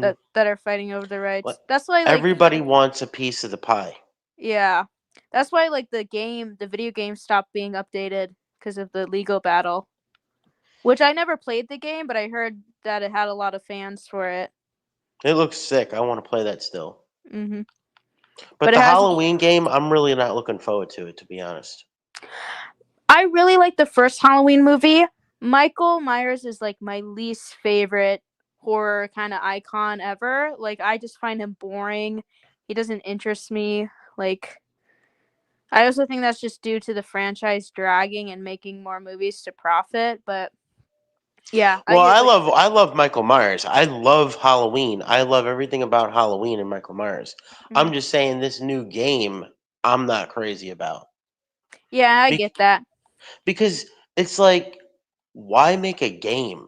Like I'm never for like movies that try to like make a game that make no sense. Like Mhm. like horror games like they never work out. Well, the Jason game I heard was good. Yeah. But other than that, like, how could you make a Halloween game unless if you're playing as Michael Myers, Well, from what which I can would tell, it's one of those games where like you either play him as Michael Myers or you play the, random civilians, and it's kind of like Dead by Daylight situation going on. You know, okay. so I think It's a point and click fucking stupid game. I'm not playing it. I don't. Well, I don't think it's exactly point and click. I mean, I get what you're saying, but like it's also not a kind of game that interests me either. Like the way that What you those excited for games are run, Ghostface but in Fortnite? yeah, I don't know. I think just like I agree with like Michael Myers. I feel like that's just not the best. Like Halloween is not the best IP to do video game space like I don't think any adaptations. horror character should have a video game. I mean, don't get me wrong, I love them so much. Like Hellraiser, I could kind of see that being a game, which they're making a game of that too. Hmm. But there's so many like things that like I love about horror movies. I'm not Yeah, knocking horror films at all. I yeah. just don't think that's like making you're forcing something that doesn't need it. Like Saw had a game, which I didn't mind. But I thought that was pretty cool. But, I'm saying it's good, but in reality it should never happen. Yeah, I Because get it's that. like something like you're forcing something just to make money. Yeah, I get that. I also think Yeah, you another problem is shouldn't. like majority of these horror games that are based on like, these famous characters like Jason and Michael and what else was there? Oh, there was even a Texas Chainsaw Massacre with Leatherface. They're all Oh kind of yeah. they're all kind of the same format of like you're either playing the, those characters or you're playing the civilians and you're trying to survive and it's like, it's like a kind of um oh, you got to unlock like kind of Mhm. teamwork thing. And Yeah. I really think they should be more. I mean, if you were to make a horror video game, I think with these characters, I think one of the better options would be like, um, kind of like Until Dawn or the Corey situation where you make choices. The Mhm. story, I feel like that might be a little better and actually be more scary because I feel Hey, like this is those a games. little bit off subject, which also had a game. Dexter, you ever heard of that show? Yeah, I know what you're talking about. Have you Lost and seen it? Chosen. I've not seen the show in like full. I just wanted to say that this new season is by far the greatest season of the entire series. Oh yeah, I heard that it Dexter? got like a Yes. yeah. It's like insane. I can't wait to watch every episode. And I've always been I'm a big fan of the show in general. Like always loved the show, but this season is mind blowing. And they have 2 episodes left of this season, and it went by so fast. I'm sad it's gonna end. And what Yeah. sucks is that they just canceled Dexter Original Sin, which is like a prequel show. Yeah, I know. I was just gonna bring that up if you've heard about that. I saw news about that. I heard it was canceled because it conflicts with what they're trying to do probably in the future of what the show is going to go for. Oh, that makes Because sense. if you're having a prequel where they all know each other and then something could happen in a future season that conflicts with prequels and future storylines, Right. eventually they're going to clash. Chris. So if it clashes, it could ruin storylines. So Yeah, for sure. I just I like, feel that. I just kind of want classic slashers a little back in, in theaters. I'm just missing that vibe. Like Scream 7's coming out next year. I'm kind of over the Scream series. I'm gonna see Scream 7 because maybe it might surprise me and it might be good, but because they're bringing back the original people. But even then, I'm kind of like, eh. I'm a sick, crazy Scream fan. What fans are you not? What are you not? What prequels are you not a fan of? Not prequels. The new Scream 7 coming out soon. Yeah, I'm like a really crazy Scream fan.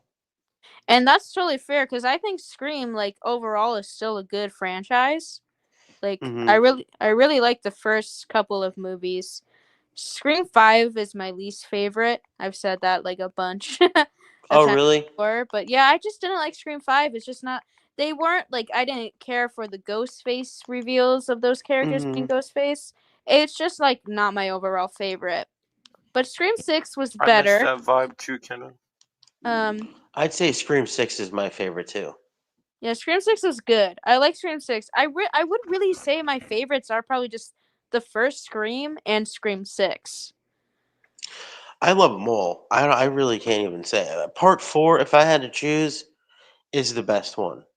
If somebody put a gun to my head and said, "Hey, what's the best Scream movie?" and if you don't tell me the truth, I'm going to shoot you. I'd say Scream 4. Scream 4 is pretty good, yeah. It's really up to Scream 5 where I'm like, eh. But I like them all. But Scream 6, like Scream 5 was my least favorite. Like you could have a best and then you can have a favorite. I'd say the best is 4 and my favorite is 6. Yeah. And then they have what else coming out? What do you guys think of Avatar? Oh, Avatar, like the James Cameron? Yeah. Personally, I'm not a fan of them. I don't think they're bad. They just don't. I'm just not interested, really. And Isn't it annoying that James Cameron's making 5 of these movies? Yes, I do find that annoying. I wish he just ended it with the third one that's coming out. I don't think there needs to be 5.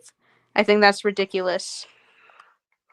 But they're all gonna make $7 billion each, probably. I know, yeah, they're gonna make a lot of money. People need to start supporting those movies so that way we can get rid of them. But that's the thing, people are always gonna watch them, though. I don't see why. I don't get the appeal. I'm not a fan. Yeah, I'm not a fan of it either. But there's hundreds and billions of people who love it, though. I mean, they're probably good movies, though. Yeah, they're good, like, visually wise. I personally don't care for the story, and I think that's also, again, why people love it. Superman fan. Is that the Avatar, it's a visually good-looking film, and the story, from what I know of the first movie, it's a guy who is disabled, and then he, becomes, like, the blue creature, and he's able to, run in. I think people like to see that of like, oh, I can become something else that I'm not, kind of that fantasy. But then to me personally, that fantasy doesn't really last. So I'm like, okay, how can we make 5 movies about this, Yeah, it's like, all right, already. Yeah. What else is coming out? There's other movies coming out, aren't What's there? your thoughts on the Five Nights at Freddy's series? The The movies or the games? Both. I like the games. I think the movie kind of stunk. Okay, the movie does. I really like the games too, and I critically, if I had to put my thinking cap on, the movie's not good, but as just like for fun and kind of just as a fan, I still enjoyed the movie because even though the story's not strong, I really love the look of it. I thought the animatronics look good. And honestly, I think FNAF 2, the sequel that they're doing, the trailer dropped, and honestly, I think it looks better than the first one. So It does look better. I'm hoping there's going to be an improvement. I will say the only thing I still don't really like about the movie is that it's set in the FNAF universe, but it's not following the story of the games quite accurately. So like it's not Michael Afton, the one we see in the games. I am kind of sad that they kind of dispatch the Afton family because personally that's my favorite thing about FNAF. I'm really intrigued by the Afton family. So I'm still a little sad of how they kind of changed it, but it's okay. I still think they don't know how to write Vanessa or Vanny because I was so hyped for Vanny when Security Breach was coming out, and then it was just nothing. She was nothing. She was nothing of a villain. They just brought him back anyways, even though they retconned it and said it was just like a dream ending, not a real ending. But I think she could have been such a cool new villain, and they just wasted her. And then so when Yeah, she it's a was good trailer, Brandon. so when she was announced in the movie, I'm like, okay, we get to see maybe better content of her. But then they make her a cop, and she's not a bad guy. And I just wish we actually got to see like a good girl villain in the FNAF series. And they just like that's just where I've been disappointed on Ain't that. it cool that Matthew Lillard's in that movie? I do think that's awesome. I do think that's awesome that Matthew Lillard plays. And isn't he the bad guy? Like, isn't he Freddy or whatever? He's William Afton, who is known as the purple guy in the original games. Yeah, I think. And like he's gonna be in Scream 7, I'm which is excited. gonna be good. Yeah. Hey, I wanted to mention this.